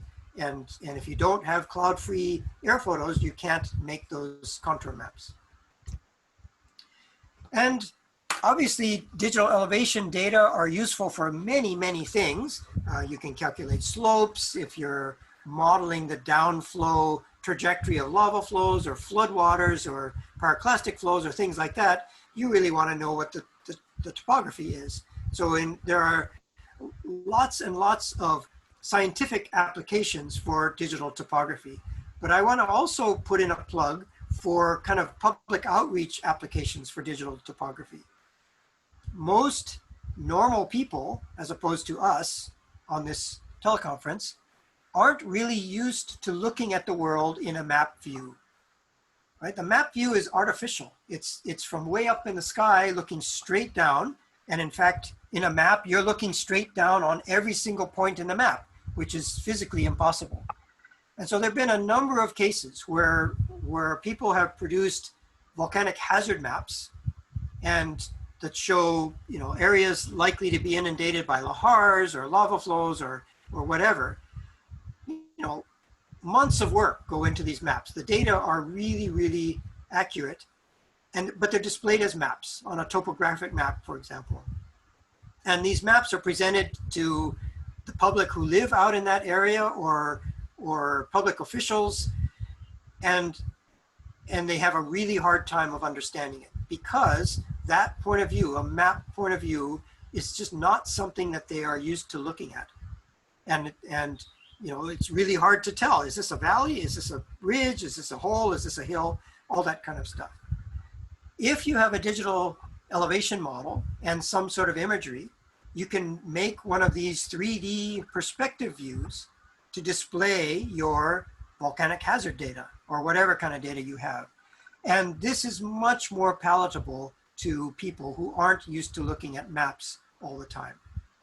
So that's not really a science reason, but it's a science communication reason to have a good DEM for your study area. And so it's maybe your second slide in your science talk after the title slide, you show a location map that's shown as a perspective view for all those folks who have trouble with maps. And you can basically drape any kind of data over one of these things. Here's, excuse me, the Mount St. Helens dome long ago with thermal data draped over a DEM. Okay, well, how do we do that? Well, there's this long derivation that I torture my students with, but I won't torture you with, that allows someone to produce a topographic map or a DEM from two almost identical radar images. And I'll go through this just briefly. This diagram on the right is meant to be the belly of an airplane. Here's the wing going off to the right. And we've got two antennas, 1 and 2. And they are displaced from one another by this distance B, which is called the baseline. And they're also displaced vertically. And so this angle B, this line B forms an angle with horizontal. And what happens is that you send out a pulse from one of these antennas, and it doesn't really matter which one, but let's say we send it out from antenna 1. We send out a single pulse of energy. It goes down and it hits the ground and it comes back up and it's recorded both at antenna 1 and at antenna 2. So we send out a single pulse where we make 2 recordings of the return energy at the 2 antennas, 1 and 2. And the distance that those return pulses take from point A, for example, are R1 and R2, range 1 and range 2. And because of the orientation of these 2 antennas, that distance, R1 and R2, they're not equal to one another.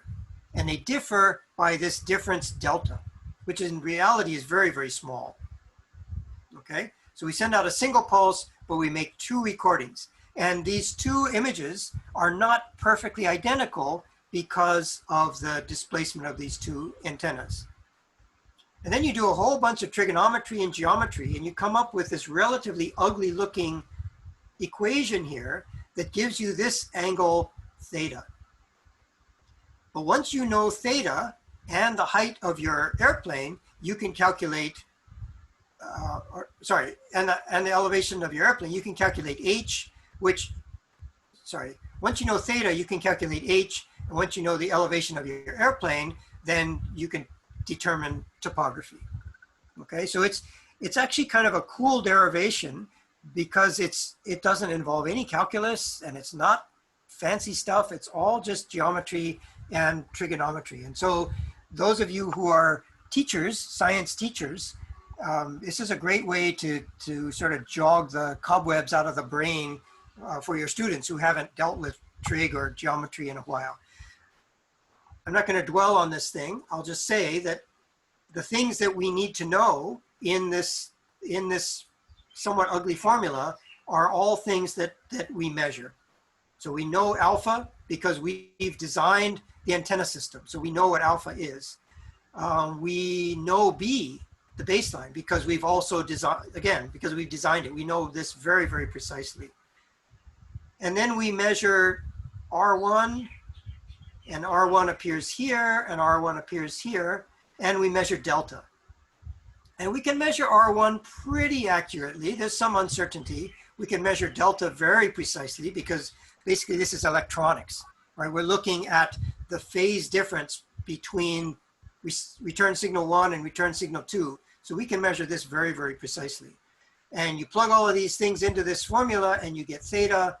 And again, eventually you can get h just from trig, and from that you know what the elevation of the ground is. And this, you do this for every single pixel in your image, and that gives you elevation of every single pixel in your image, which is a DEM.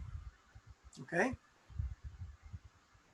Great, Scott. You may get to this, but there was a question asking for interpretations about the fringes, the interferometric fringes shown in your first slide in this section. Oh, okay. So I will get to that.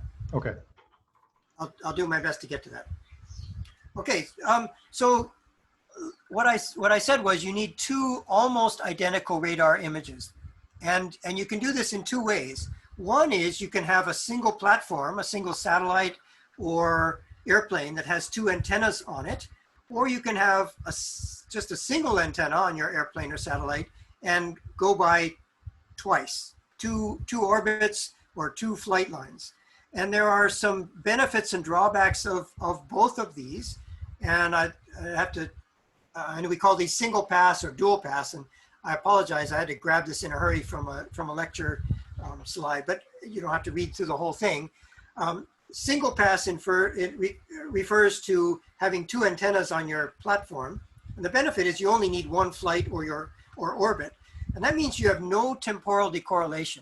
For this INSAR to work, your pixels cannot have changed very much between the time of your 2 images. And by change, I mean new plants grew, or the wind was blowing in one direction one day and another direction another day, or the ground was wet one day and dry the other day, things like that. And so if you collect both of your images simultaneously, then you don't have to worry about that. And another benefit is you know that baseline very, very well, because you built the thing, you can see what it is. But it turns out that baseline is actually too short. On the top SAR plane, that DC8 that I mentioned earlier, the spacing between the two antennas is 2.6 meters. But the optimal spacing and this has to do with the mathematics of figuring out what the elevation is, one way to minimize, you get a minimal uncertainty when that baseline is 150 meters. Well, there's obviously no way you're going to be able to create 150 meter spacing between two antennas on an airplane. And in fact, you're not going to be able to do it on a satellite either. So although you know B very well, it's actually too short to be optimal. Another drawback is that putting two antennas on the same airplane or satellites a little bit more expensive. Getting away from this baseline problem a little bit, some of the data I've showed you came from SRTM, the Shuttle Radar Topo mission. And they created a long baseline by putting one antenna in the cargo bay of the shuttle, and the other antenna was on this big scissors lift thing that stuck out of the cargo bay. And this thing was 75 meters long, which is not 150 meters, but it's a lot closer to 150 meters than 2.6 meters is. So, and this is a pretty specific case here. Dual pass is doing this interferometry with two passes or two flights. And if you can navigate well enough, this baseline, the distance between where your two images are collected, can be optimized. But you may have temporal decorrelation problems. So if your flights aren't close enough in time, the surface may have changed somewhat, and basically the software is not able to identify pixels as being the same pixel, and that's a requirement of calculating the phase. So that the software has to be able to say, okay, this particular pixel in this image is the exact same spot on the ground as this pixel in the second image, and now I'm going to compare the phase between the two. If those two pixels are too different because something has changed, then you get no correlation, and you can utilize no correlation, but it doesn't work for making a DEM. All right, well, somebody asked about the radar wavelength that you might prefer. Here are phases again, cycles of interferometric phase. And I might as well mention those now. Basically, these are cycles, they're usually colorized. This says one cycle of interferometric phase. Sometimes they use it one cycle of interferometric phase. In order to convert this phase image to topography, you need to have a few points where you actually know the topography. So you need to know, for example, this is the big island of Hawaii. This is Hilo Bay. Ryan right now is somewhere right about here, I think. Yep, that's right. And this is the slopes of Mauna Loa. This is Kilauea summit up here. North is off to the upper left, so it's not oriented in a map view quite right. And you can see there are cycles. So if we're counting blue, we've got 1, 2, 3, 4, 5, 6, barely make it into 7 cycles of interferometric phase on this image over here. And basically each value of phase, and these values, it's like 0 to 2 pi. You remember back your, 9th grade trigonometry class, and you looked at how angles vary in radians vary from 0 to 2 pi. So each one of these colors represents a phase angle in radians. And if you know from some other measurement, and in this case we've got sea level, what the elevation is at various parts of this phase sequence here, then you can interpolate elevations for all the rest of them. Okay? Any place that's completely black means there was no phase coherence, meaning that the two images that were combined, that when the computer combined the two images, there was something about those black pixels that caused the comparison to fail. And so it could not calculate a phase difference for those particular black pixels. All right, so what's the difference And so this is called phase unwrapping, this conversion from angle to topography. And again, you need what's called a seed. You need at least one, preferably more, points where you know the elevation and you can make that conversion from elevation to phase difference. And then the program just kind of works outward from one or more seeds. Now you look at these two diagrams, they were collected by the same platform, the Space Shuttle. The one on the left is C-band with wavelength of 5.6 centimeters. The one on the right is L-band with a wavelength that's 24 centimeters. And what you can see is that you've got much better coherence in the L-band image than in the C-band image. There's much more black in the C-band image, meaning there's no coherence, meaning I cannot determine elevation, than there is in the C-band image. And what this is showing is the better ability of L-band radar to penetrate vegetation. Much of this area on this part of the Big Island is vegetated with pretty decent rainforest. The L-band is able to penetrate that vegetation to the ground and get coherence, whereas the C-band, being shorter, gets scattered by the vegetation canopy. And these images were collected, I think, in April and October of the same year. So 6 months difference. You can imagine, I mean, it's pretty unreasonable to expect a bunch of trees to be exactly the same in April and October. The ground maybe, but the trees maybe not. And it's actually kind of interesting. You can see these long skinny stripes of good coherence eating down into the forest. These are young lava flows that don't have forest on them yet. But this area here is just too much forested to get coherence. So you would not produce a very good DEM using C-band data for this part of the Big Island. L-band data, you'd get a much better coherence, and you would get a much better DEM. The shuttle did not carry a P-band antenna, the 68 centimeter antenna. That would have been the best for this particular technique. Here's an example of a use of the lack of coherence. Pete McGinnis-Mark just recently retired from our department. And basically what he did was look at 3 pairs or 3 images in pairs. So October 7 to 8 produced this image. And basically yellow indicates areas where coherence is, or correlation he called it, is high. Whereas the purple colors indicate low correlation, low coherence. And essentially what happened is between October 7th and 8th, a new lava flow formed. And because the images are so different, there's no correlation between the two. And you get this blob of low correlation. Here's another one. Between October 8th and 9th, this was the change that took place between 8th and 9th and between 9th and 10th. So what most people consider to be a problem, namely a lack of, he calls it correlation, a lack of coherence between 2 SAR images, can actually be used if you're mapping things that really are changing with time. Another problem that comes with using SAR for, or I shouldn't say another problem, but a thing that you definitely have to consider is the fact that shorter wavelength SARs like C-band, such as shown here, show you the top of the vegetation canopy. So here's the diagram C is a shaded relief image of a C-band interferometric DEM. And some places are showing the ground, such as this lava flow right here, but other places are showing the top of the tree canopy. And you would think that in this case, illumination is from the east.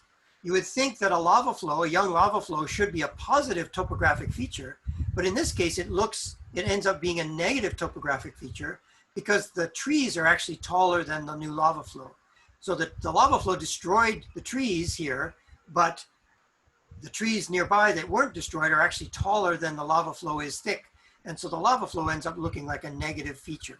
So if you're just blindly creating a DEM of a volcanic region, you need to keep this kind of thing in mind, that if you've got lava flows going through vegetation, they may end up being negative features rather than positive features. And I'll just talk about this very briefly. One of the things you might want to do with multiple interferometric DEMs is look at topographic chains. And I'm not talking about topographic change such as inflation or deflation. I'm talking about topographic change produced by a new lava flow or a new scoria cone. And in this case, you would want two digital elevation models, one collected before the event you care about and one collected after the event you care about. You subtract one from the other. Anything that has added to the topography should give you positive values. Anything that has taken away from the topography should give you negative values. And I can say those words really easily. In practice, it's often really difficult. And there are all kinds of things that can throw you off. The vegetation problem I mentioned, many times these DEMs aren't perfectly, they've got some sort of warp to them or some sort of offset to them that you have to characterize. Otherwise, you're going to get positive or negative topography that isn't actually due to volcanic activity. So it's a system that has great promise, but particularly in vegetated areas or with data that are not very good, it's really problematic. Okay, so I'm going to, well, okay, I'll talk about this, but I have to skip some slides because I'm going to run out of time, I'm afraid.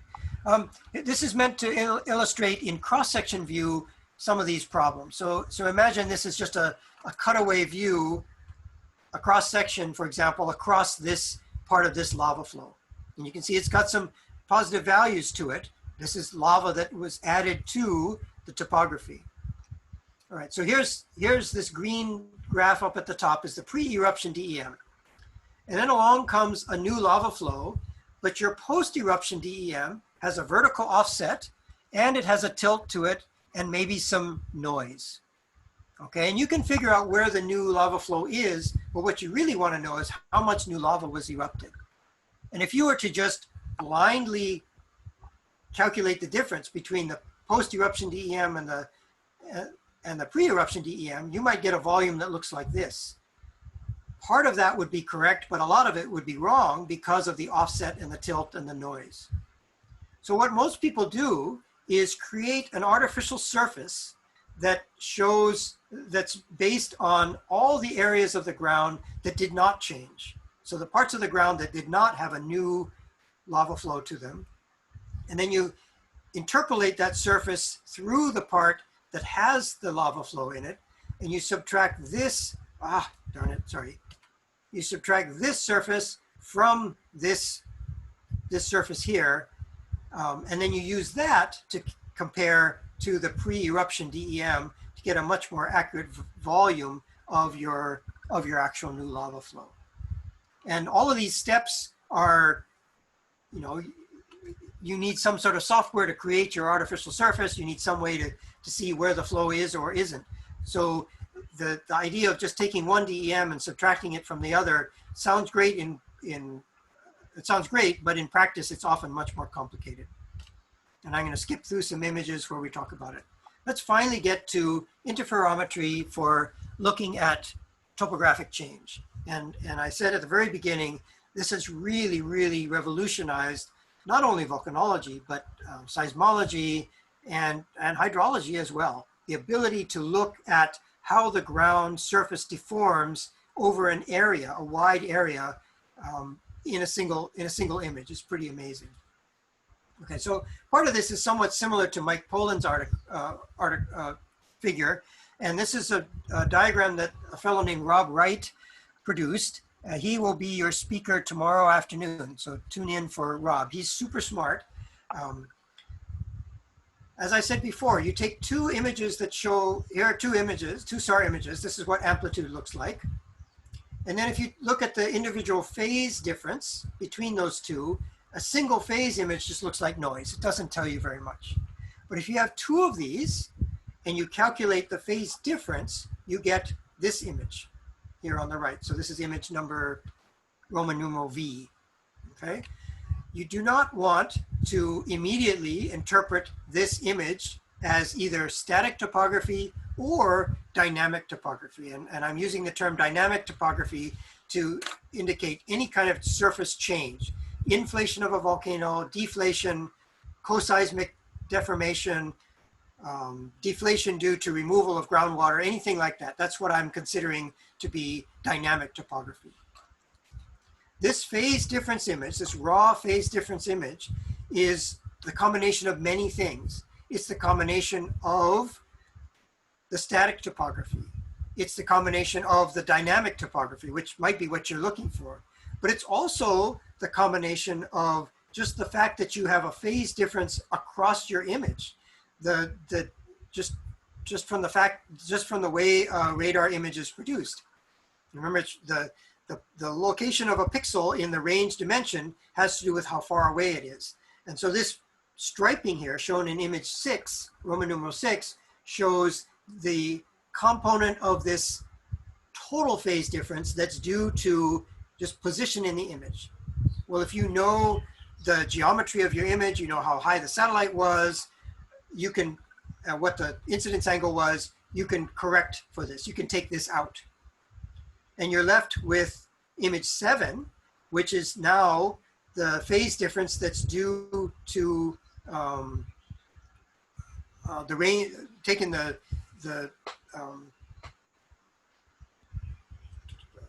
range portion out. Then you want to figure out how much of this phase difference that you see is due to the static topography, just the fact that there's a couple volcanoes here. And you need a DEM to do that. And it can be an interferometric DEM, or it can be a DEM produced by any other method. And that diagram 8 shows the amount of phase information that's available from the, that's being caused just by the static topography. Okay. So you subtract that out as well, and you're left with this phase information that's due purely to dynamic topography by changes of the ground. And again, these are shown in cycles of phase, 0 to 2 pi. And I'll talk about what it means by line of sight displacement in a moment. And then if you want to convert cycles of displacement or cycles of phase difference to topography, then you need to find a place in your image where the topographic change was 0 and figure out what that phase amount is. And then you unwrap that image to get the final result, which is shown in diagram 10, which is the dynamic topography. And these colors are of line of sight displacement. These colors indicate actual changes in the ground position in centimeters. Okay, so you produce a phase difference image, diagram 5. You subtract out the contributions to this phase difference that you know, namely the image, the geometry of the image plus the static topography, and you get a phase difference that's due purely to changes in topography, inflation of the volcano or deflation of the volcano. And then you can convert this to line of sight displacement. And this is what you want. If you're a geodesist, you want to see, okay, the ground has moved up or down by however many centimeters. Or during the earthquake, the ground on the east side moved 2 meters to the north, and the ground on the west side moved 2 meters to the south, something like that. So it's this last diagram, number X, which is used for you to do your science, for you to do your volcano deformation or your coseismic deformation studies. Or, I mean, this technique was used in Las Vegas to look at subsidence of the ground due to removal of groundwater. And it's pretty extreme, actually. Okay? Scott, yes. I actually have a question, and it's Sure. about how do you confidently parse out the contributions between the static topography and the dynamic topography? If you just speak about that a little bit more, please. Sure. Well, I showed you folks diagrams a few slides ago with the R1 and the R2 and the sines and the cosines and all that kind of stuff, which shows you how you derive static topography from two SAR images. And this is basically the reverse of that. if you know what the topography is independently, you can calculate what the phase difference should be for each elevation. So you have to have some kind of pre-knowledge of the topography. Correct. You need an independently derived DEM. And so a lot is riding on how accurate that DEM is. That's correct. That is correct. Got But still, people have made this work even using DEMs that were derived by interpolating contours. Sure, So it does if not, the changes are big enough, significant enough, you'll be able to pick these up.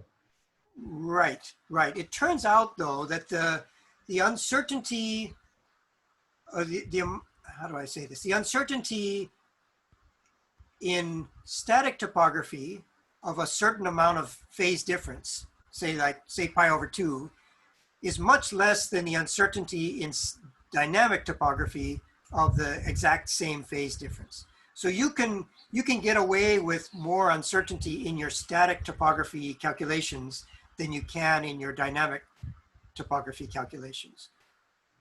So you don't have to have a sub-meter accuracy DEM to still end up measuring sub-meter static topography changes.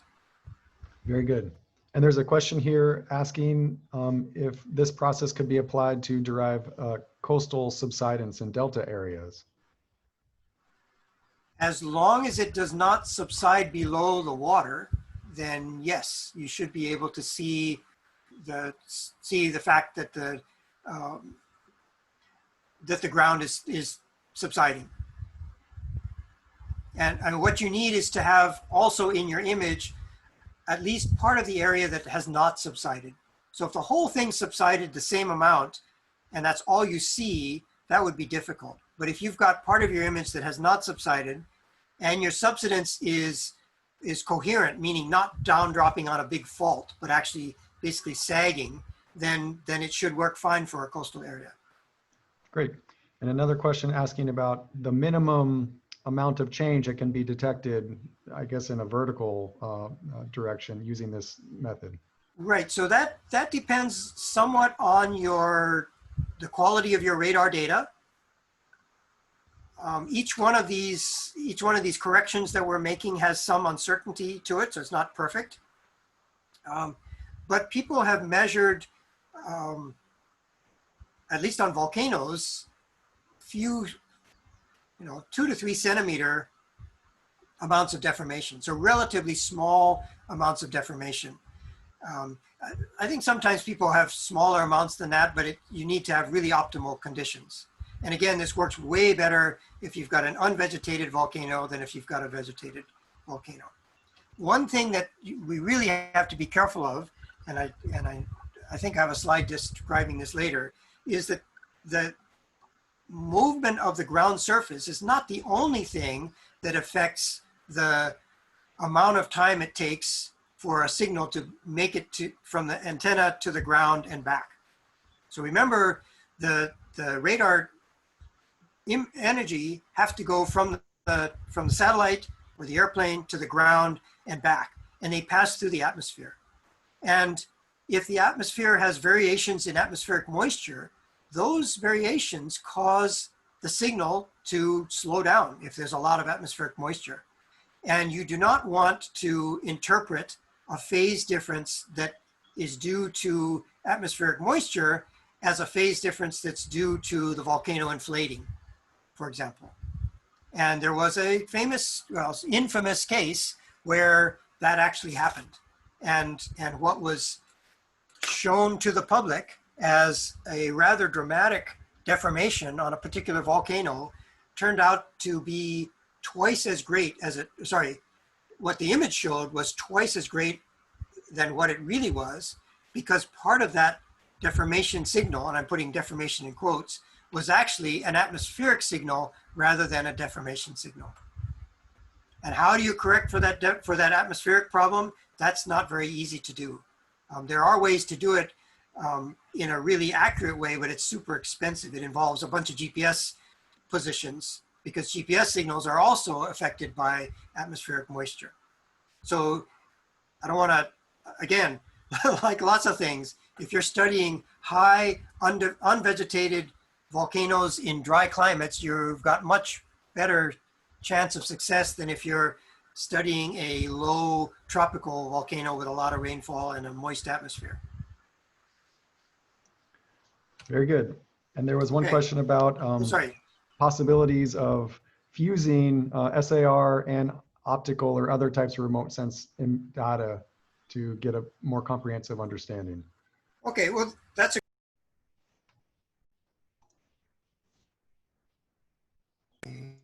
okay. Am I unmuted? Yes.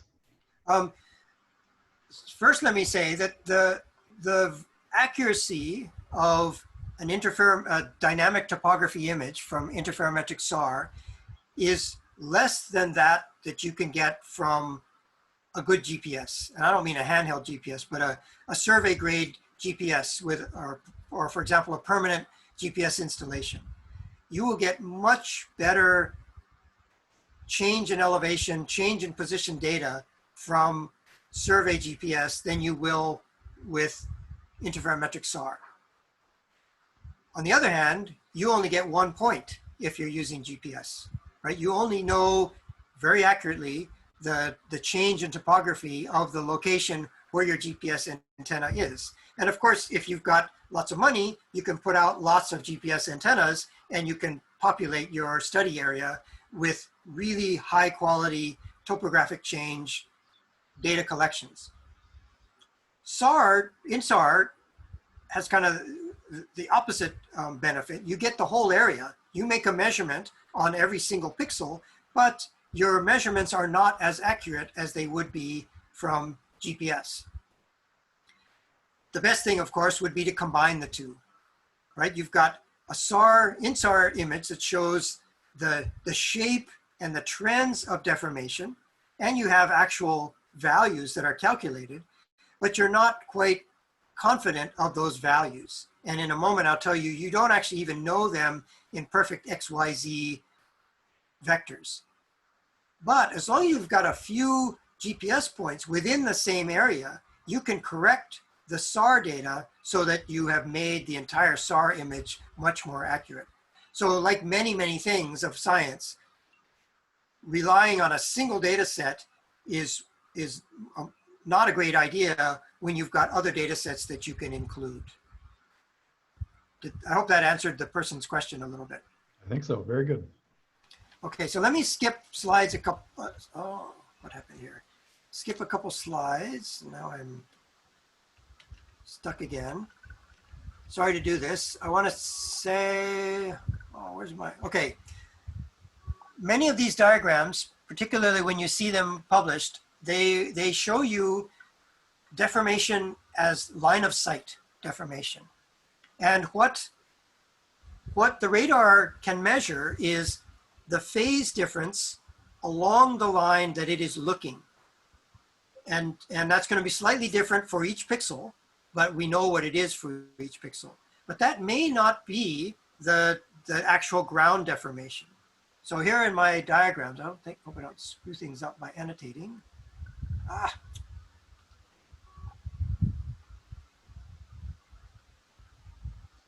All right, so here's our satellite up here.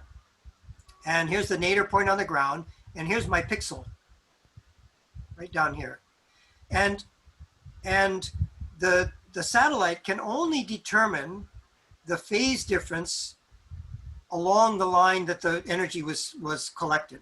So if this particular pixel happened to move along that exact same line, either towards the antenna or away from the antenna, then this line of sight, or LOS, measurement is a perfect measurement of the ground deformation.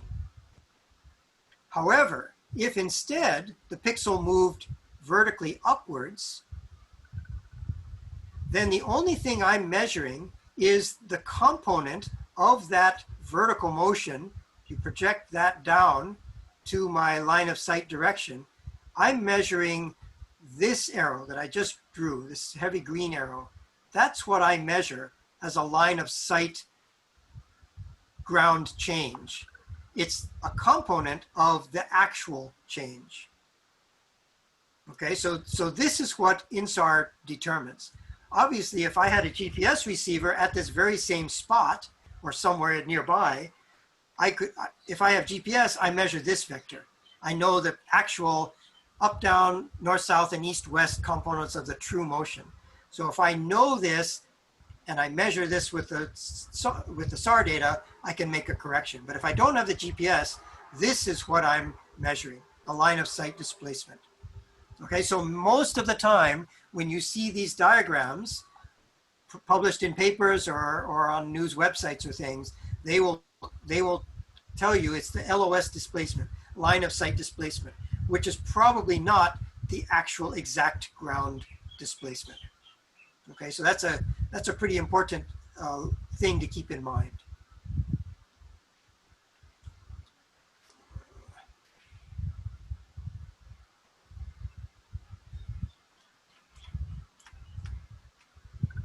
Okay, so all right, a few cases. This was probably the first civilian example that was published of using INSAR to look at topographic change. And this is in California, not a volcanic place, at least not this part. These are agricultural fields.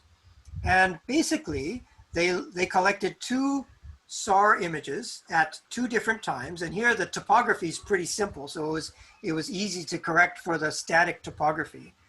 And they've colored this by phase change, and the yellow color, and it's down here in the caption, the yellow color is 0 phase change, and the bright spot, I don't know what spot they're talking about, but apparently there's a tower there, or 0 phase change. And what you see is that a number of these agricultural fields are yellow. And so it means nothing happened in this area of the ground between the 2 times that these images were collected. And I forget what that is. It was a few days, I think. Let's see, the blue colors, there's not much blue, and the red colors indicate places where the ground surface moved up or down. And most of these are, again, they're all agricultural fields. And the up or down motion is due to some of these fields being irrigated and some not. And in some cases, the irrigation causes the ground to swell. And so that's a positive topographic change, which is not very much, right? I mean, if any of you are farmers, you know that when you irrigate a field, the ground doesn't go up very much. You can't stand there and watch it. So these are very, very slight vertical changes that were detected by this INSAR technique. In other places, the ground moved down because the soil dried out enough that it contracted. And then finally, the black areas are places where the surface changed so much that the radar was incapable of finding coherence. And that's what the black areas are. And basically, those are areas where the crops changed, or maybe the crops were harvested, or maybe the fields were plowed. So the surface of the ground is so different that you could not get coherence. And so this was published back in 1989 as a pretty promising technique by some folks at the Jet Propulsion Lab. And then the first sort of geoscience example of this technique was the 1992 Landers earthquake in Eastern California. This again is not volcanic. These are fringes showing, again, line of sight displacement of the ground after an earthquake out, it was magnitude, I don't know, 7 point something, I think. It was a pretty decent sized earthquake out in Eastern California. And what you see are 2 kind of, these are just 2 versions of the same image, 2 sort of looping areas of color fringes. So there's one here and there's one here. So in California, this is part of the San Andreas system, and this is a right lateral strike slip fault.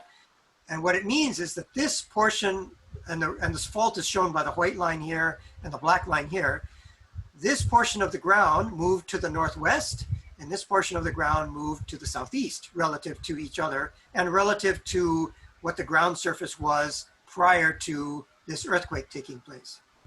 And the way they have this colorized, each cycle, so from blue to blue or yellow to yellow or so on, indicates 2.8 centimeters of, it just says displacement. This should say line of sight displacement. So if I wanted to know how much this area of ground moved relative to prior to the earthquake, I would need to find some place that did not move. So someplace out here, for example, and count color fringes. So let's say, and it's maybe a silly exercise, but let's say I'm going to say this yellow out here or this yellow out here did not move. And so here's, and I'm going to count from yellow to yellow. So here's 1, 2, 3, 4, 5, 6, 7. Oh, I get into a mess. So let's say I stopped here because I'm being lazy. 7 times 2.8 centimeters is whatever that is. I can say that relative to before the earthquake, this little spot of ground moved in the line of sight direction 2.8 centimeters. And I can't do that math in my head, but some of you, maybe you can. Okay? Landers is a perfect place to do this. It's dry, there's not much vegetation, and it, this really opened a lot of people's eyes to the capabilities of this INSAR for dynamic topography, calculating dynamic topography. Now, you could have collected these same data with GPS, but if you wanted to see this entire pattern, you would need probably tens to hundreds of measurements, and you would have had to made those measurements prior to the earthquake and after the earthquake, which is pretty impractical. I don't know if there were GPS measurements out here or not, so this may all be known purely by INSAR. The people who really care about this kind of thing are seismologists who are trying to model what the fault orientation and fault motion was in order to generate this deformation. And people make these models where you model the fault as a plane, and you can vary parameters such as the strike and dip of the plane, the depth of the plane, and the amount and direction of motion that takes place on that plane. And one of the outputs of those models is a surface deformation map. Well, here we have a surface deformation map, and therefore you can use this to calibrate your models of what that fault plane deformation was. And so seismologists love this stuff. It's really useful for them. Here's a synthetic version of what you might expect from a dike approaching the surface. This is a perspective view of the Big Island. Again, Ryan is right there. North is kind of off to the upper left here, or upper right, sorry. Here's the summit of Mauna Loa, and Mauna Loa has a northeast rift zone that comes down in this direction. And what you see in this synthetic interferogram are two areas of deformation, color fringes, and they are symmetric across the rift zone. And so these are what a vertical dike would produce if it were to propagate down the rift zone. And this dike is going to displace the ground surface on the north side of the rift zone to the north, and on the south side of the rift zone to the south, as it propagates through and expands. And what you notice, and here's what it looks like at depth. At depth, the dike does not produce very much surface deformation, so you only have 1 or 2 color fringes. As that dike approaches the surface, it deforms the surface, or it moves the surface a lot more, and so you get many more color fringes. But you notice that the fringe order is different. So here, if we start in the center, we go yellow, magenta, blue, yellow, magenta, blue, yellow, magenta, blue. On this side, we go magenta, yellow, blue, magenta, yellow, blue, magenta, yellow, blue. So although the shapes are symmetric, the order is different. And that's because these fringes represent ground that's moving away from the radar sensor, and these fringes represent ground that's moving towards the radar sensor. So if you're on a volcano and you see this kind of butterfly pattern with opposite sets of colors, it's telling you that you've got some sort of near vertical dike that is displacing the ground, and it's pushing one in one side and the other in the other side. Okay, so we can use INSAR for coseismic deformation, we can use it for volcanic deformation. Here's an example for a dike approaching the surface. Here's an example for Mauna Loa's magma chamber inflating. And these are relatively old data. This is from September 2001 to August 2002. So this is a 1 year, almost 1 year time span. And again, it says range displacement. If you see range displacement, it means the same thing as line of sight displacement. And what we see is this bullseye pattern here. Here's a pretty distinct spot of range displacement, 4 centimeters of range displacement here on the upper southeast flank of Mauna Loa. And you notice it is not directly underneath the caldera. And in fact, this is the way it should be. We've known from other types of deformation data that Mauna Loa's magma chamber is not directly below the summit caldera. It's offset to the southeast. Same is actually true of Kilauea. The main magma chamber is offset to the southeast from the actual caldera. Right? So you can imagine how beneficial this kind of data can be if you are monitoring an active volcano such as Mauna Loa. But again, you see, here's this big area of the big island with no color fringes. This is all no coherence. So if there were deformation going on in here, we cannot detect it because this surface is too different from over the 1 year period. And I don't mean too different because it moved up or down. I mean too different because the vegetation has different amounts of moisture. The wind might have been different the moment the data were collected, and so on. Does anyone have questions about this up to now? If you want, I've got a couple examples of where things kind of went wrong, but I'll stop now to answer questions if anyone has. Yep, Scott, there's a couple questions related for asking maybe a little bit more explanation about how to correct the interferometry data to GPS data, like how that's actually done. And then can you do a similar type of correction if you've got some kind of other types of georeferenced imagery or digital elevation models derived from imagery, I guess? Okay, so the second.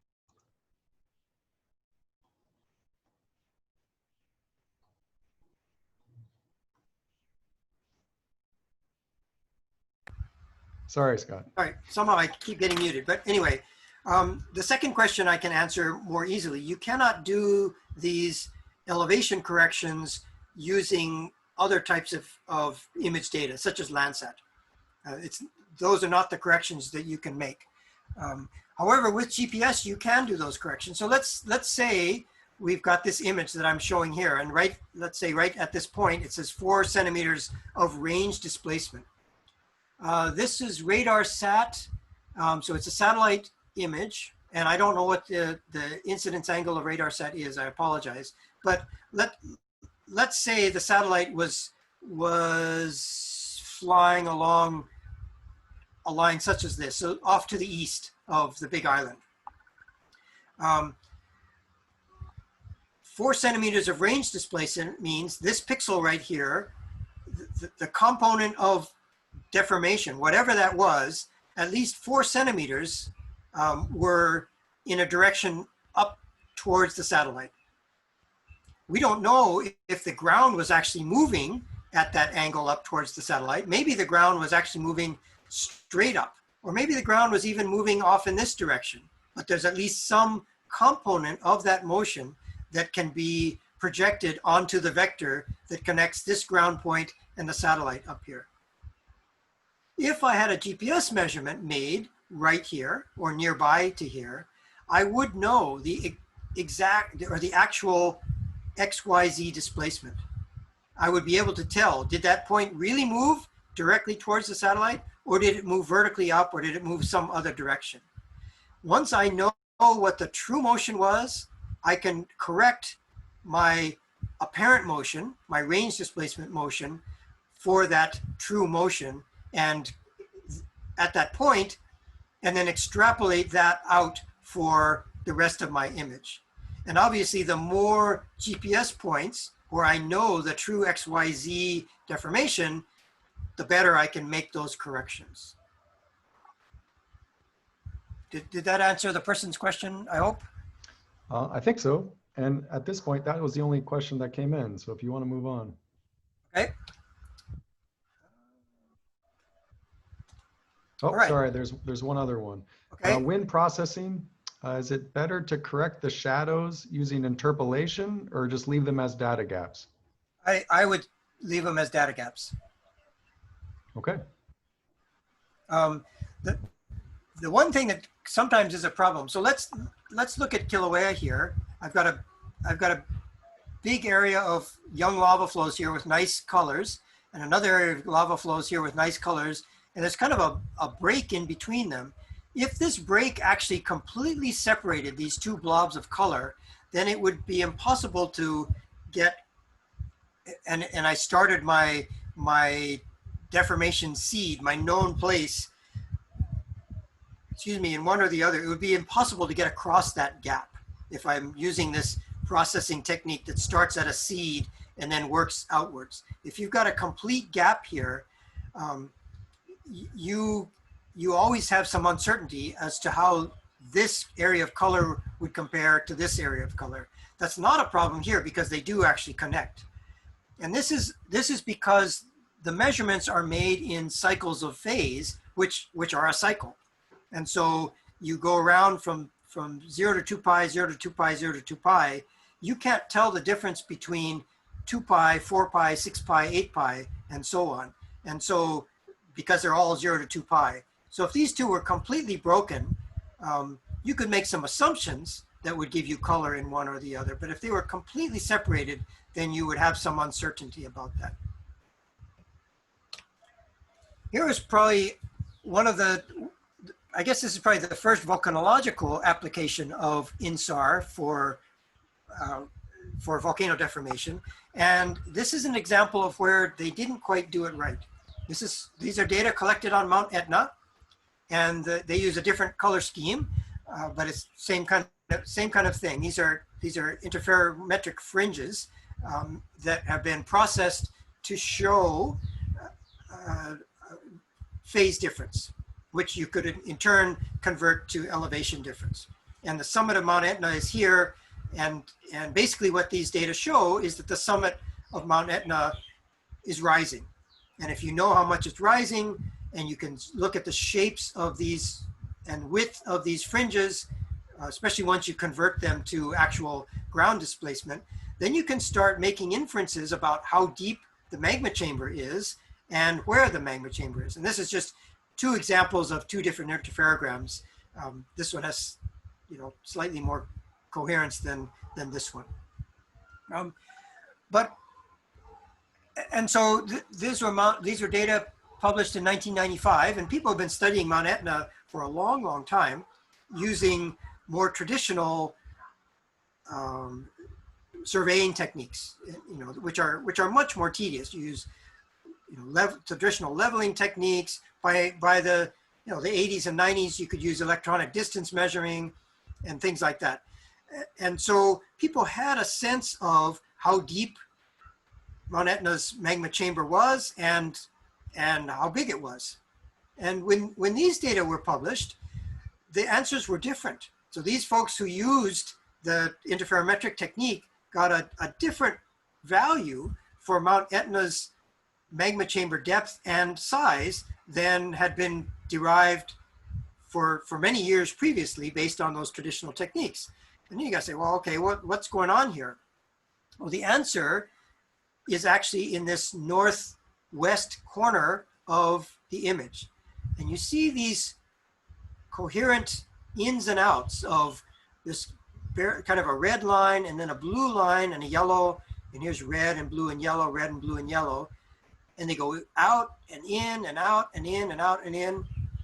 And I don't know if any of you folks are from Italy or have been to Mount Etna, but basically these are mountains.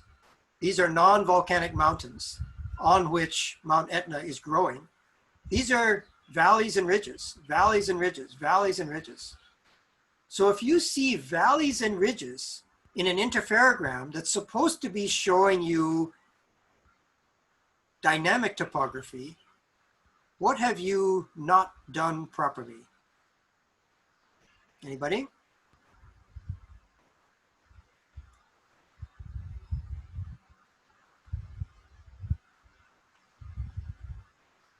You can shout it out if you want. Yep. So some answers coming in are you haven't removed the static phase aspect of it. That's exactly right. They removed some of it, but they didn't move it completely. And so part of their overall signal is not dynamic topography. There's some static topography mixed in there as well. And so when you convert this is sort of the synthetic version of this, when you convert this to a magma chamber depth and a magma chamber size, you get a wrong answer, basically, or an answer, I should say, that does not agree with what had been derived for Mount Etna previously. Oh, get rid of that. Here's another one. This is closer to home in more ways than one. These are data that were collected again in April and October from the shuttle, the space shuttle.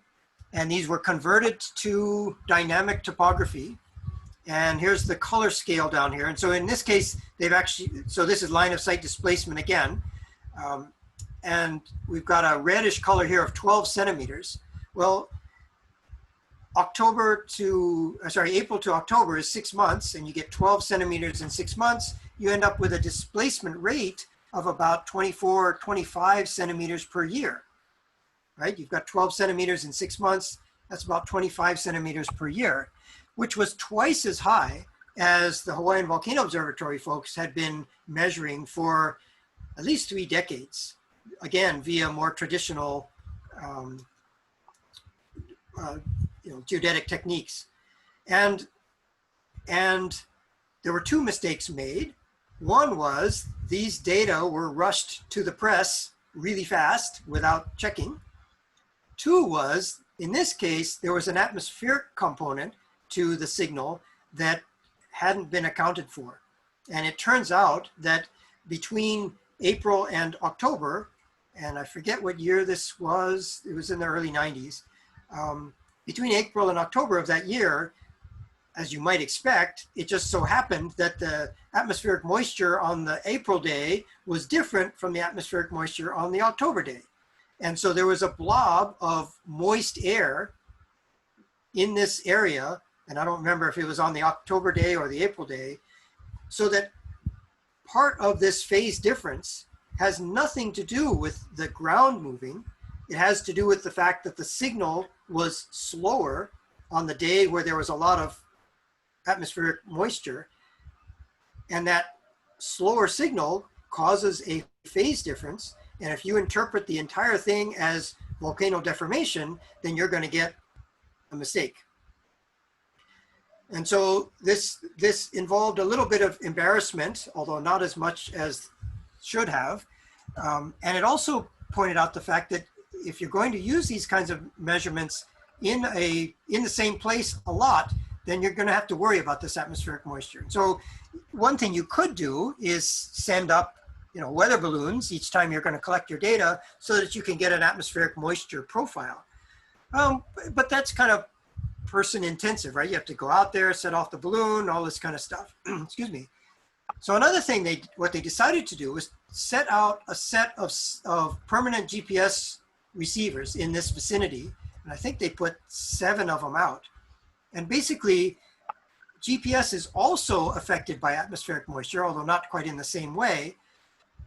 As long as you know your GPS location very, very well, if it appears to be moving, or sorry, if one of your GPS stations gives you the wrong answer one day compared to all the others, then you can correct that wrong answer based on a model of what atmospheric moisture is, because you really know where the GPS receiver is. And let's say, I made a bit of a mistake. Let's say all of your receivers, if they use data from a GPS satellite that's off to the east, and those data give it the wrong position, then you know there must be something wrong with the path from the GPS satellite off to the east to your receiver. And that's, GPS can be affected by things other than atmospheric moisture. The ionosphere is another problem. But basically, you can make a correction for that atmospheric moisture if you have a permanent GPS station. So that station now exists, and so we should not have this problem taking place again. So I am going to, we're almost out of time actually, but I will answer any questions you have, but I'll leave you with this slide, which is another exam question, and I won't go away this time, so you can ask your questions. And I think I'll unshare the screen so I can see. So this is a message from me to everybody. So I just posted a link in the chat. And if it works properly, that should take you to a Google form that you could fill out, and that would give information about your participation in session 2. So folks could click on, it's just a couple of quick questions, but that would help us make sure that we record the participation for folks. If there's any issues with that, please let me know. And then there was a question for Scott prior to you putting up this slide. And Okay. it was asking, can we interpret or identify the subglacial eruptions or geothermal regions using SAR interferometry? If so, how? And it looks like there's an issue with the form that I'll deal with while he's answering this question. Oh, okay. The answer is yes. You could certainly use this for geothermal deformation, because again, INSAR for dynamic topography is sensitive to deformation on the order of a few centimeters. So as long as your geothermal area is, the ground is rising or lowering by a few centimeters or more, then yes, you should be able to use it to detect geothermal deformation. As for subglacial, I think the answer is yes. I believe people have used this in Iceland to look at changes of the subglacial calderas over recent years. I'm not 100% certain of that, but I believe that has taken place. Okay, great. And it looks like the Google form now works. So again, hopefully you can find that link. And if you all have additional questions, yeah.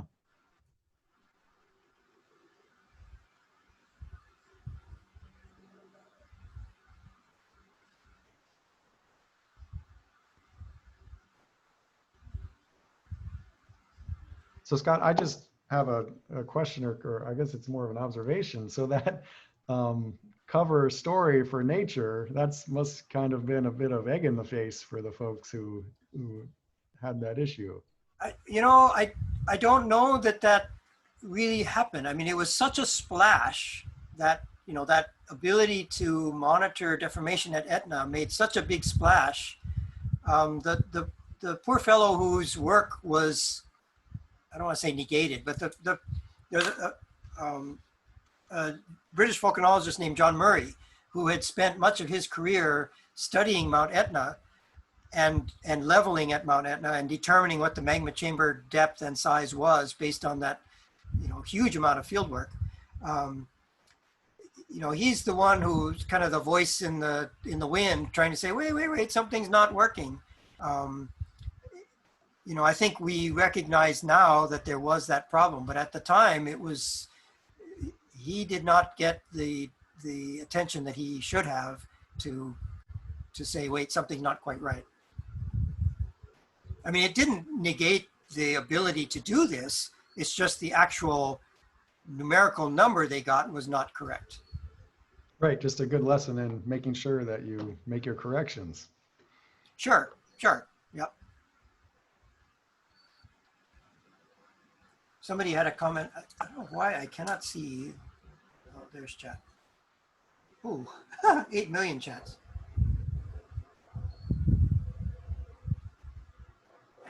Okay, I can finally see the chat. So if anyone's too shy to speak and wants to type, you're welcome to type something and I can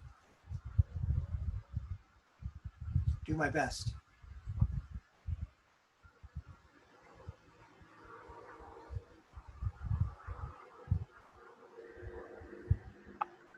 And Ryan, you are going to share I'll send you the PowerPoint, and you're welcome to share it with folks. Great. Thank you very much. Yeah, I can do that. And then these recordings will be posted somehow through the IEEE GRSS site. And I'm not exactly sure how folks will get access to that, but I'm going to basically pass those over to them. But yeah, if you provide the slides, I'm happy to share that out with the email list of folks who participated. Okay, and I'll put my email in chat. And so if any of you have questions later on and want to send me an email question, feel free to do so. And looks like there is a question asking about how to distinguish between subsidence and deformation. If all somebody showed you, all right, well, this kind of is represent. I mean, if all somebody showed you, oh, I'm not sharing my screen anymore, sorry. Am I sharing again?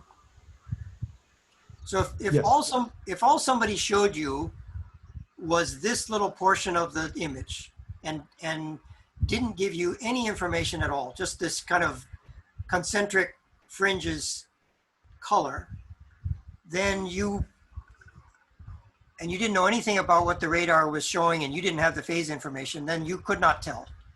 It's just a bunch of color fringes.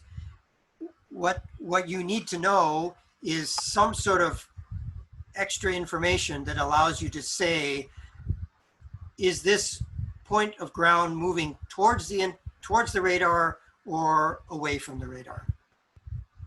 And so when I asked this question for the students on the exam,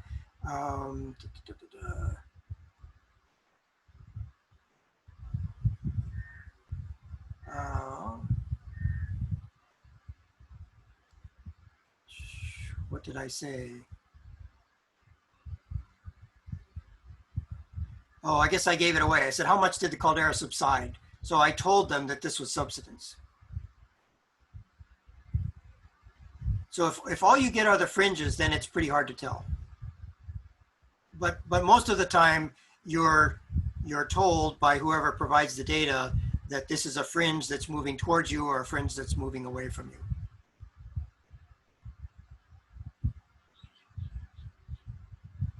Did that answer the person's question, I hope? I think so.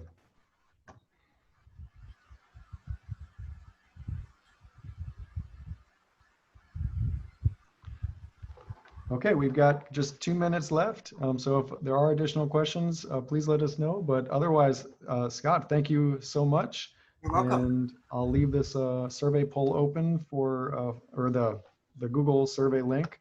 And you can see lots of nice comments from the folks who really appreciated the presentation. So Scott, Okay. Thank you so much. Well, thank you folks for listening. I really wish this were in person, maybe next time. Okay, great. And everybody, please remember, we have 2 sessions tomorrow, and those are going to be fantastic, looking at hyperspectral and thermal remote sensing for volcanic remote sensing applications. So wonderful.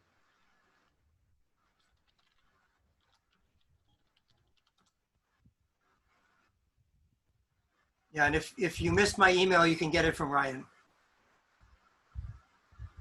Sure thing. He's got the easiest email there is, just scott@hawaii.edu. Nobody had it, so I took it.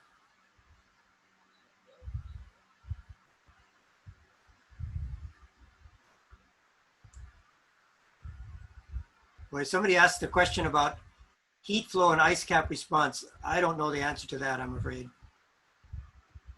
But we've got a thermal person tomorrow, so you save your question.